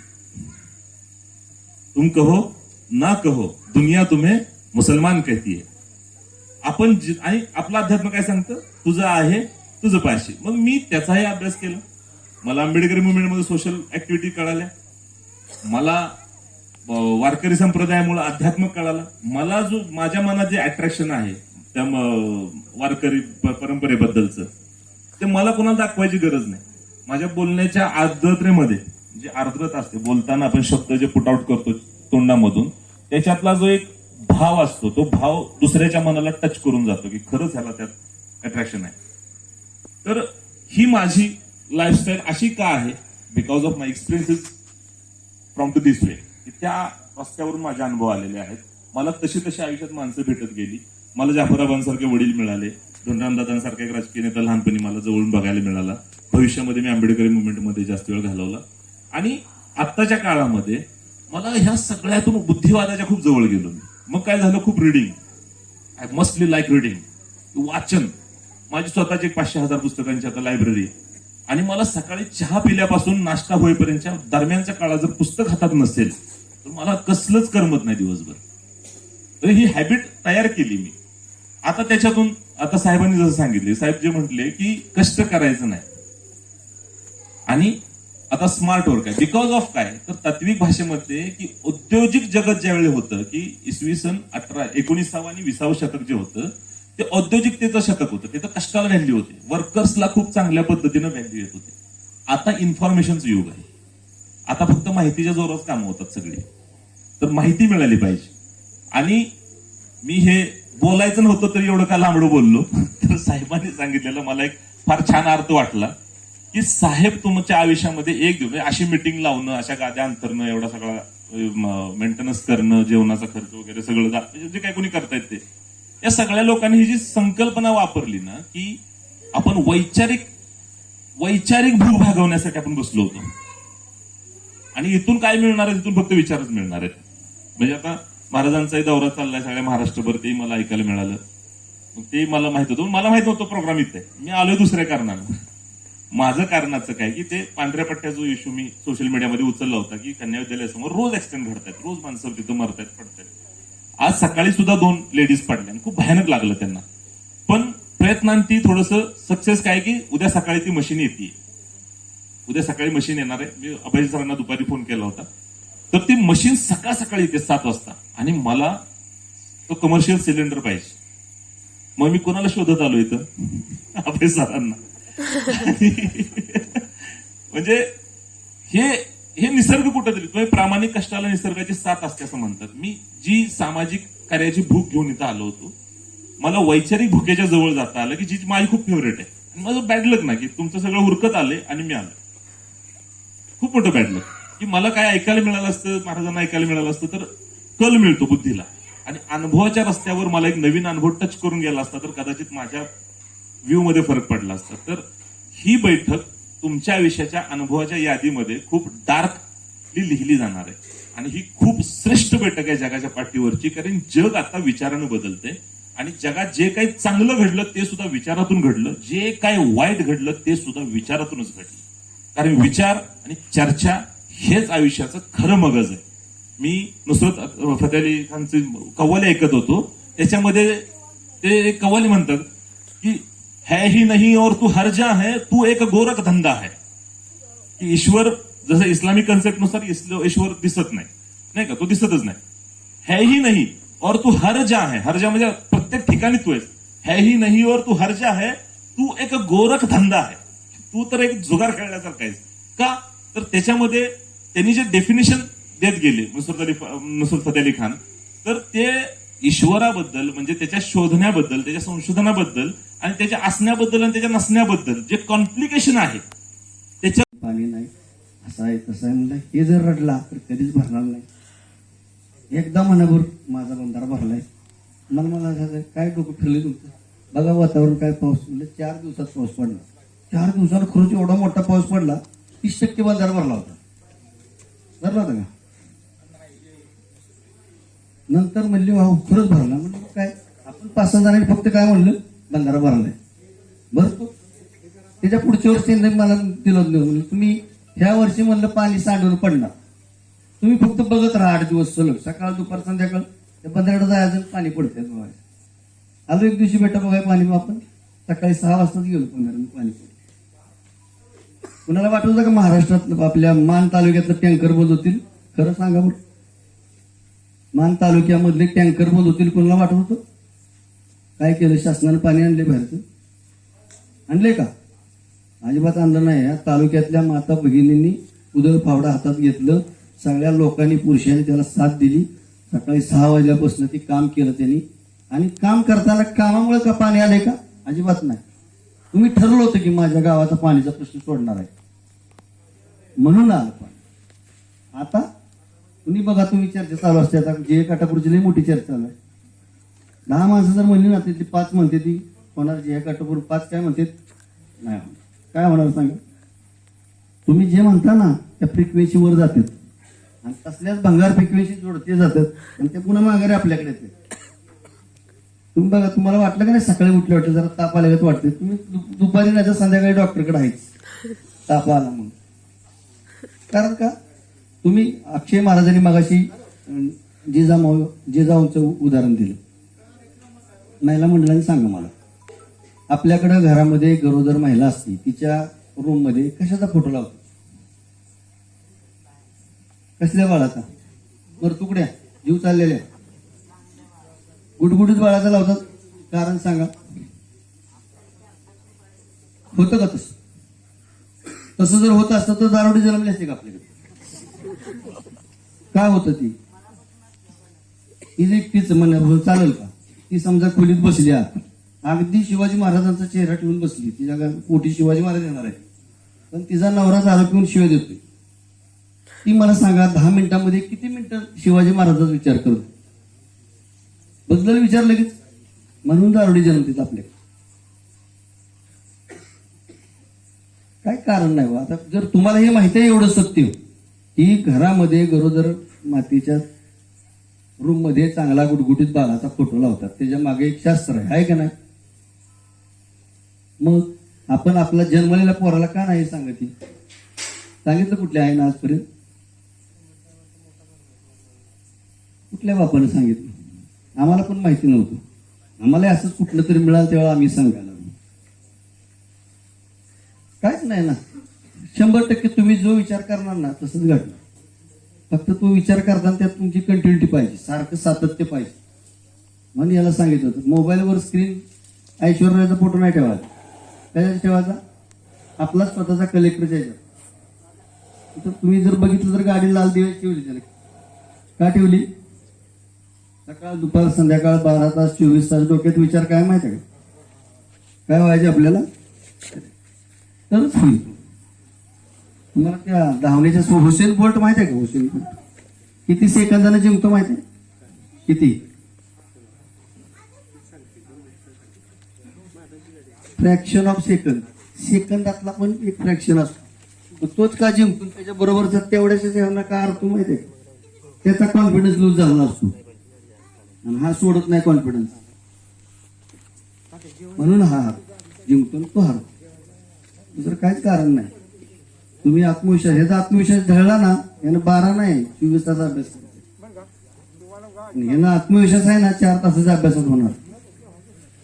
आता युपीएससीचा कालच निकाल लागला. फर्स्ट अटेम्प्ट मध्ये पास झालेली किती मुलं आहेत? 10% 15% असतील फर्स्ट अटेम्प्ट. म्हणजे 22व्या वर्षी पोरगा IAS झाला. 6 अटेम्प्ट मध्ये पण झाली, 7 अटेम्प्ट मध्ये पण झाली. का? फर्स्ट अटेम्प्ट मध्ये कसं काय झाला तू? बाकीच्यांचा शंका, 1000 शंका. मग किती येतात? कामाच्या आधी त्याची प्लॅन ABC करणारी जे आहेत ना, ती पहिलं काय करते? ती काय काय अडचणी यायच्या काढते शोधून. आपलं तीच आहे. होईल का नाही? युपीएससी मध्ये तुम्हाला माहिती आहे मुलं किती बसतात? किती बसतात मुलं युपीएससीचा फॉर्म किती लोक भरतात? 10 ते 12 लाख लोक फॉर्म भरतात. आणि ऍक्च्युअली परीक्षा किती देतात? प्रिलिम 6 लाख लोक प्रिलिम परीक्षा देतात. किती जातात मेन्सला? 6 लाखातनं 10,000 फक्त मेन्सला जातात. आणि मेन्स मधनं इंटरव्ह्यूला जाणारे किती?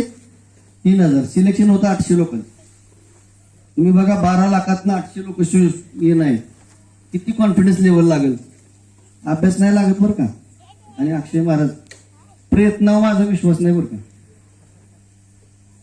किशोर उभा राहायचा प्रयत्न करतो.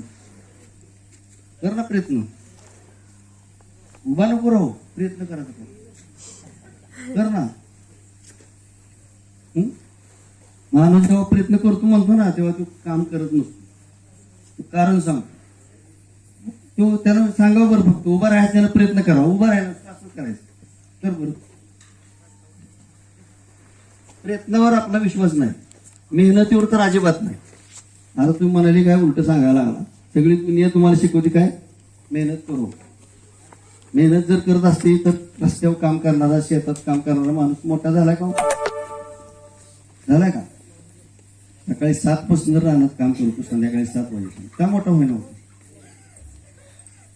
मेहनती पण आपला विश्वास नाही, प्रयत्नावर तर अजिबात नाही. कोणी म्हणला का नाही मी प्रयत्न करतो, समजा त्याचा कार्यक्रम झालाय, मी काहीच करत नाही, त्याला काय करायचंच नाही म्हणून हा काय म्हणतो प्रयत्न करतो. हा कधीच म्हणत नाही मी करतो. अयशस्वी गोष्ट झाली ना ती म्हणतो खूप प्रयत्न केला. ऍक्च्युली प्रयत्न नाही, ती हरलाच असतो तू. प्रयत्नावर विश्वास नाही, मेहनतीवर तर अजिबात विश्वास. स्मार्ट वर्क महत्वाचं. काम तर करायचं लागेल, अभ्यास तर करावाच लागेल, पण स्मार्ट करावं लागेल. वेड्यासारखा पुस्तक घेतले 12 तास बसलाय बघत याड होतो का अभ्यास? करतो अभ्यास पूर्ण? वेड्यासारखं पुस्तक वाचून अभ्यास होतो का? आहे का युपीएससी परीक्षा मेहनत करायची? आहे का? आहे तिला मेहनत जर असेल तर. सगळ्या आईनी लक्षात ठेवा, 12 तास आणि 15 तास अभ्यास करून पोरग होत नाही युपीएससी एमपीएससी अजिबात. स्मार्ट वर्क पाहिजे तरच होईल, आता होणार नाही. त्याच्यावर उभी छडी घेऊन बसाल, बस अभ्यास करत बस अभ्यास करत, होत नाही. ती असं होत नाही अजिबात. त्यामुळे अभ्यास करणाऱ्या पोरांनी स्मार्ट वर्ककडे लक्ष द्या. स्मार्ट वर्क करण्यासाठी तुम्हाला शोधावं लागेल. आपली मुळात गपलत काय माहिती आहे का? आपल्याला माहिती आणि ज्ञान ह्यातलाच फरक माहिती नाही. आपल्याला इन्फॉर्मेशन भरपूर आहे पण नॉलेज नाही. आणि नेमकं लागतंय काय? माहिती करतो आपण सगळी, करताय का नाही? केली का?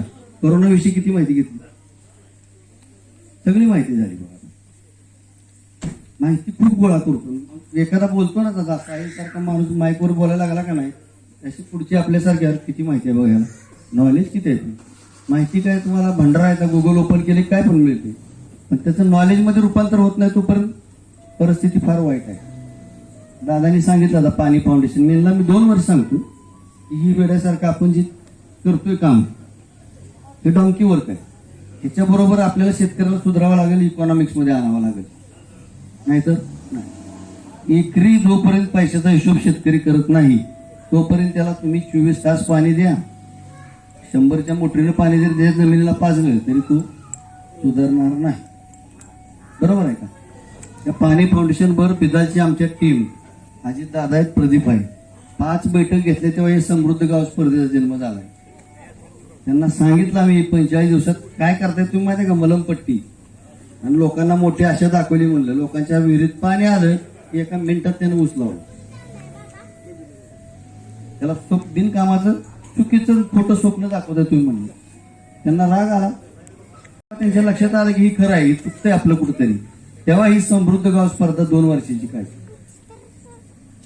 तर काय फायदा सांगा? तुमच्या इथं पाणी बंधारे बांधले 14 तुम्ही, आणि आता तुम्ही खुशाल ऊस लावा, पाणी द्या, मोटरसायकल किक मारा, आपला चौक भराय, होईल सुधारणा?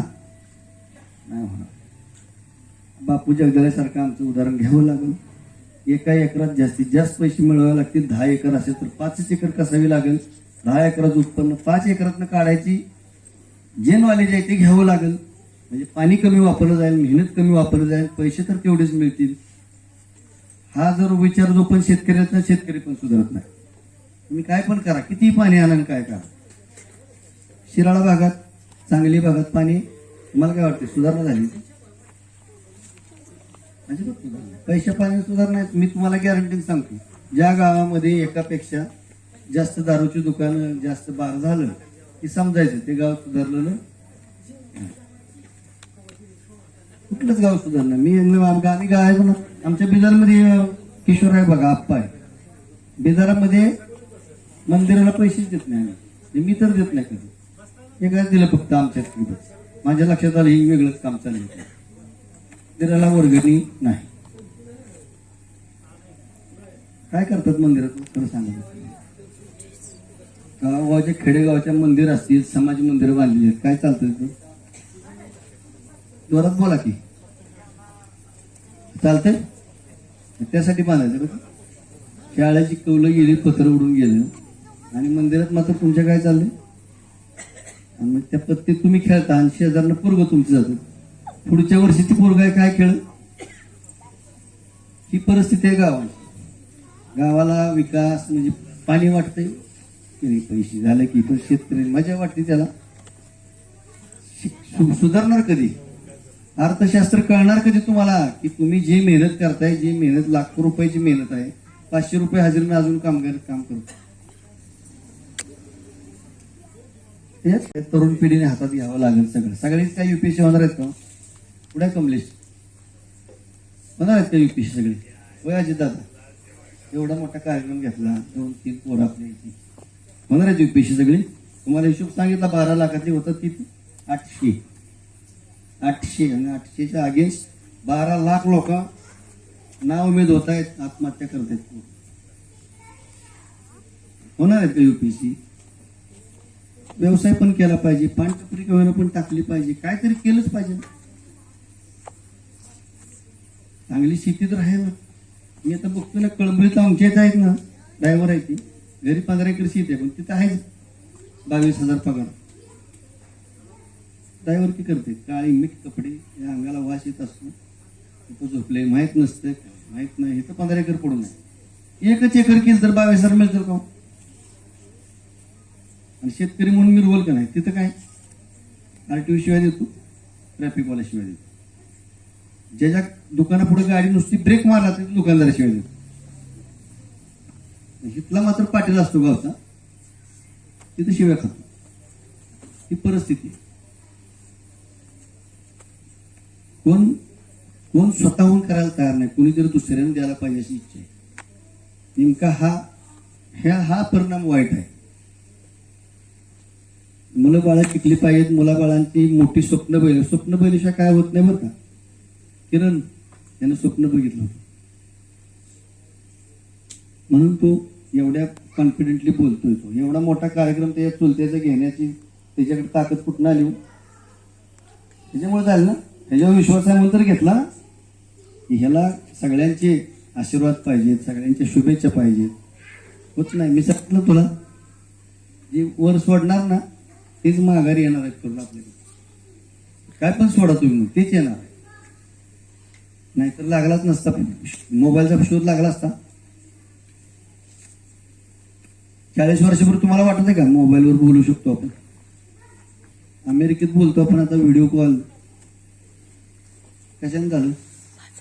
कुणीतरी हे स्वप्न बघितलं की आपल्याला असं करता आलं पाहिजे. कुठल्याही जगाच्या टोकावच्या माणसाशी समोरासमोर चेहरा बघून बोलता आलं पाहिजे. बरोबर ना? त्याशिवाय घडलंय का? नाही घडत. जी मोठी स्वप्न बघतात ना तेच इतिहास घडवू शकतात. बरं काय नाही. त्यानं मगाशी दर्शनाचं उदाहरण दिलं. झालं ना? दर्शन झालं का नाही? मनात होतं की आज मला ते दर्शन करून यायचं. सगळ्यांनी स्वप्न बघा. सगळ्यांनी, शेतकरी असेल तो, महिला असतील त्यांनी पण स्वप्न बघायला काय हरकत आहे? माझा मुलगा हा झाला पाहिजे. मग तसं वातावरण तयार होतं ना घरात. अख्खं घर त्याच फ्रिक्वेन्सीत राहतं. मग नाहीतर काही एक जण उलट, दुसरा, तिसरा, चौथ्याचं वेगळंच. आणि एकमेकावर विश्वास नसणं. आपल्या मुलावर आपला विश्वास नसणं, आपल्या मुलाचा आपल्या वडिलावर विश्वास नसणं. मुलाला कोणीतरी समजून घ्यायला पाहिजे. आणि लागतं का पैसा? आता महाराज मला मगाशी म्हणले की आपण असंच करतोय, एमपीसीच्या मुलं बघतोय आणि आपण त्यांची सोय करतोय सगळी. महाराजांना म्हणलं, महाराज पैसा हा प्रॉब्लेमच नाही. म्हणजे पोरांना घेऊन पुण्यामध्ये क्लासेसची फी भरणं, त्यांना राहण्याची सोय करणं, खरं सांगावं हे आहे का प्रश्न? आहे का प्रश्न किरण? बिलकुल प्रश्न नाही. पैसा हा प्रश्नच नाही महाराज. प्रश्न आहे कसला? Self motivation. स्वतःहून तयार होते. त्याच्याकडे पैशाची लाईन नाही लागली तर बोला. आजी दादा नेहमी मला म्हणायचे ना, हे बिदाचं उदाहरण आहे. मी तुम्हाला सांगतो आता, पाणी फाउंडेशन मध्ये 3 वर्ष मी काम केलं. मी फक्त बिदार गावासाठी माझा 1 महिन्याचा पगार दिला. वैयक्तिक माझ्या खिशातनं म्हणाल ना तर फक्त बिदार गावासाठी 1 महिन्याचा पगार दिला. अन्यथा मी कुणाला पैसे दिलेत का? कुणी पैसे मागायला आला, किती जण पैसे मागायला ती? एकदा पैसे मागायला मुंबईला मी, वाघमोडे साहेबचे आयकर आयुक्त नामदेवराव भोसले गाडी करून मुंबईला आलती. ते आमच्या गावात काम चालले. मग काम लय आम्ही करू, पण मशीनचं काय करायचं? म्हणलं इथं काय पैशाची खाण आहे? बरं मी दिलं म्हणलं पैसे. म्हणलं फक्त तुम्ही गावात डिक्लेअर करायचं की आम्ही सध्या भिकारी आहे, आमच्याकडे पैसे नाही. जो कोणी भीक देईल त्याची आम्ही घ्यायला तयार आहे. स्टेजवर डिक्लेअर करणार का? असं कसं काय बोलतो? तर तुम्ही कशाला आलाय म्हणलं? पैसे मागाय आलाय का नाही?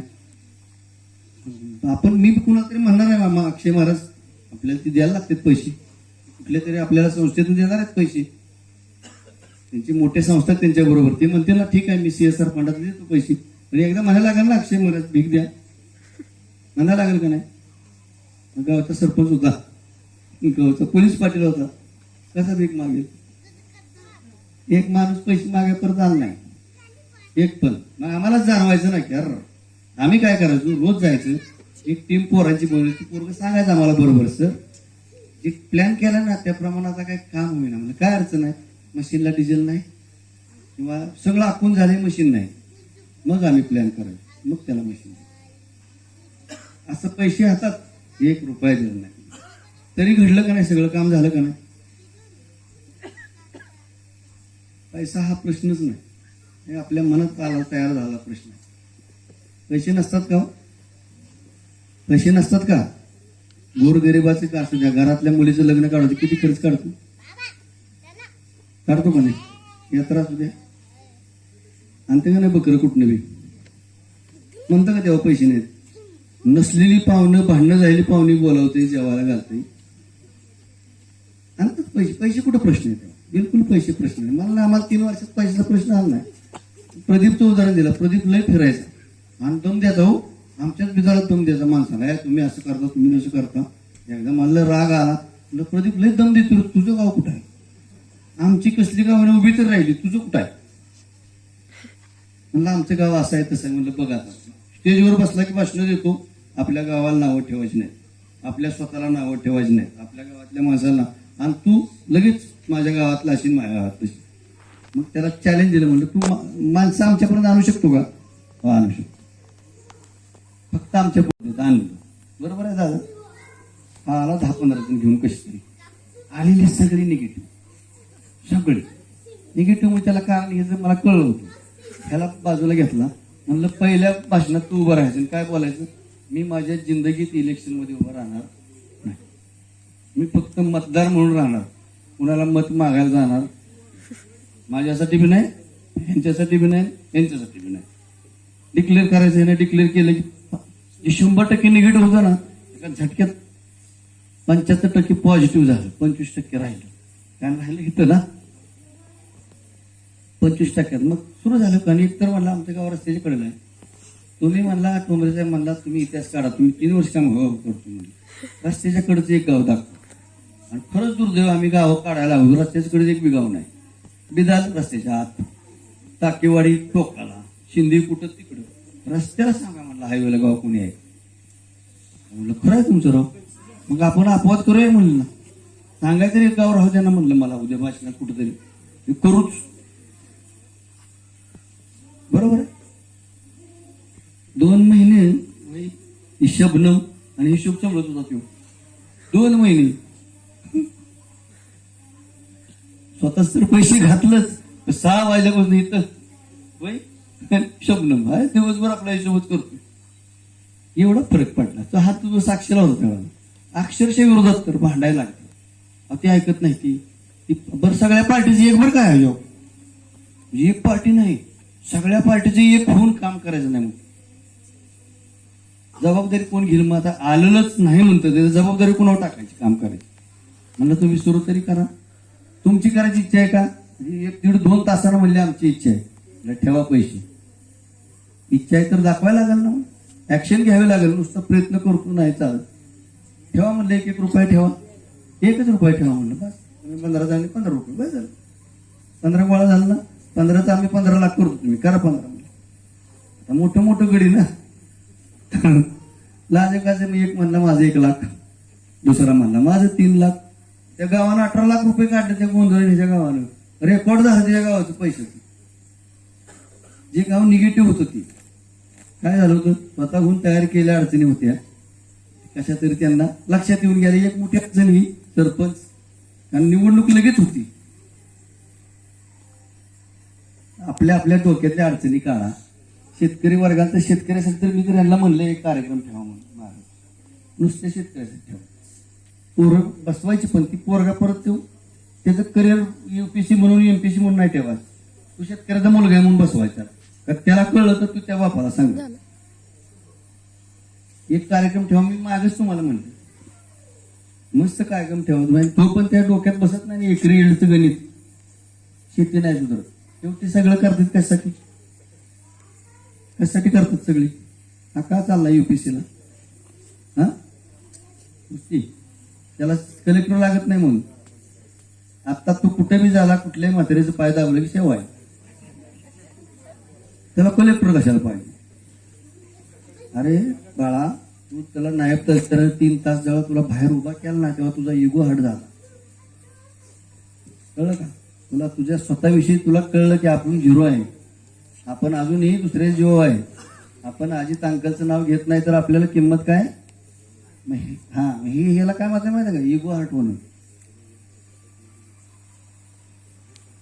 तू इगो हर्ट झालता तू इगो हर्ट झाल्यानंतर तू लागला चोराला तर तू इगो होता ज्या दिवस त्याला आयुष्य नसते आता आहेस तू सेल्फ मोटिवेटेड आहे इगो नाही तुझ्याकडे आता इगो त्यावेळेला होताच मग PUBG खेळायला लागला आणि तू परत विसरून गेला नायब तहसीलदार विसरला कलेक्टर विसरला. आता काय झालंय, सेल्फ मोटिवेटेड झालं. आता इगो नाही तुला, आता तुला इगो आहे का? यावेळी इगो होता. सांगायचं तुला खूप दिवसापूर्वी, पण म्हणलं आता कशाला तुला जे नसलेलं, मी तुला माहिती आहे मी निगेटिव्ह काय सांगतच नाही, म्हणजे वाईट काय सांगायचंच नाही, चांगलं सांगायचं. हे असं घडल तसं घडल असल्या अडचणी सांगायचंच नाही. तर ते होतं का नाही? इगोच होता का नाही? 2 इगो होते तुला. काय तू मला 3 तास बाहेर उभं केलं, दुसरा काय अजित अंकलचं नाव सांगितलं म्हणून काम झालं. साहिल पवार कोण आहे? काय नाही, तो अजित अंकलचा पुतणी. समाजात किंमत कुणामुळे आहे? हा काय झाला तुला? आता काय झाले? ही गोष्ट आहे. आमच्या पोरग्याची झाली, रोज भांडणं व्हायची आमची, म्हणजे आमची मी त्याची आईची आमची. त्याला म्हणलं ना, अरे भैया जेवायला तो, मी मला भूक लागली मी खाईल ना. खेळायची गेम ऑनलाईन, सेल्फ मोटिवेटेड झाला. काय आता सांगत नाही मी त्याला, बिलकुल काय सांगत. अभ्यासाबद्दल कायच सांगा ना, मुळात कळतच काय मला अभ्यासाबद्दल. आता त्याचा जरा अभ्यास बघून युपीएससी विषयी माझ्या मनात असणार, म्हणजे मी एमपीएससी पास होऊन पण मला युपीएससी विषयी 1000 गैरसमज होते, अजूनही आहेत. तुम्ही पण जे म्हणताय तशी युपीएससी नाही आहे, अजिबात नाही. ती 12 तासन 18 तासन 20 तासन. दादा कुठल्या भाषणात म्हणू नका ती गाढव मेहनतीला किंमत नाही. गाढव मेहनत मग ती गाढवच असतं. ती एकच रेस खेळायची असते, घोड्याकडून जिंकायची असती. उठल्यापासून गाढव वाचायचं मुरुम आपलं, नाही काय उपयोग त्याचा. त्याला स्मार्ट वर्क घोड्यासारखं करायला लागेल, एकच रेस जिंकावी लागेल. आमच्या पोरग्याला आम्ही एकच सांगेल, बाळा वर्ष 1.5 वर्ष 16 17 18 महिने एकदाच अभ्यास करायचा आयुष्यात, नंतर काय ऐका बिझनेस दुसरा पोरगा टाकतो, त्याला आता आयुष्यभर आलं का नाही, त्याला संभळ नवीन काय येते, रोज अभ्यास आहे. त्याला काय एकदाच अभ्यास करायचा. तुला काय करायची 2022 अटेम्प्ट देईपर्यंतच अभ्यास करायचा. तुला काय स्मार्ट वर्क करायची तेवढंच करायची. नंतर काय होणार आहे, तू एकदा अधिकारी झाला की तुला ह्या विषयात कळत नाही. पाण्याचं खाली एक पाणी खात्याचा अधिकारी असतो, इकडे पाण्याचं सगळं सांग. काय कळत नाही, आरटीओ तिकडे आरटीओ सगळं सांग. तुला परत अभ्यास करायचा वेगळा, हाताखाली सगळं येतं. एवढंच वर्ष 1.5 वर्ष काय करायची. जे काय तुमच्याकडे असेल ना, जे काय तुमचं देत असेल ते आत्ताच द्यायचं.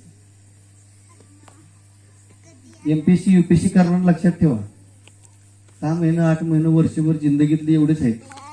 फक्त स्मार्ट वर्क करायचं, कष्ट नाही करायचं. मेहनतीला काय अर्थ नाही. 1 कोटी 5 कोटी मोठ्याकडे आहेत ना. तुमचं काय म्हणलं, मी आता अधिकारी आहे म्हणून मी बोलू शकतो ना अधिकाऱ्यांना.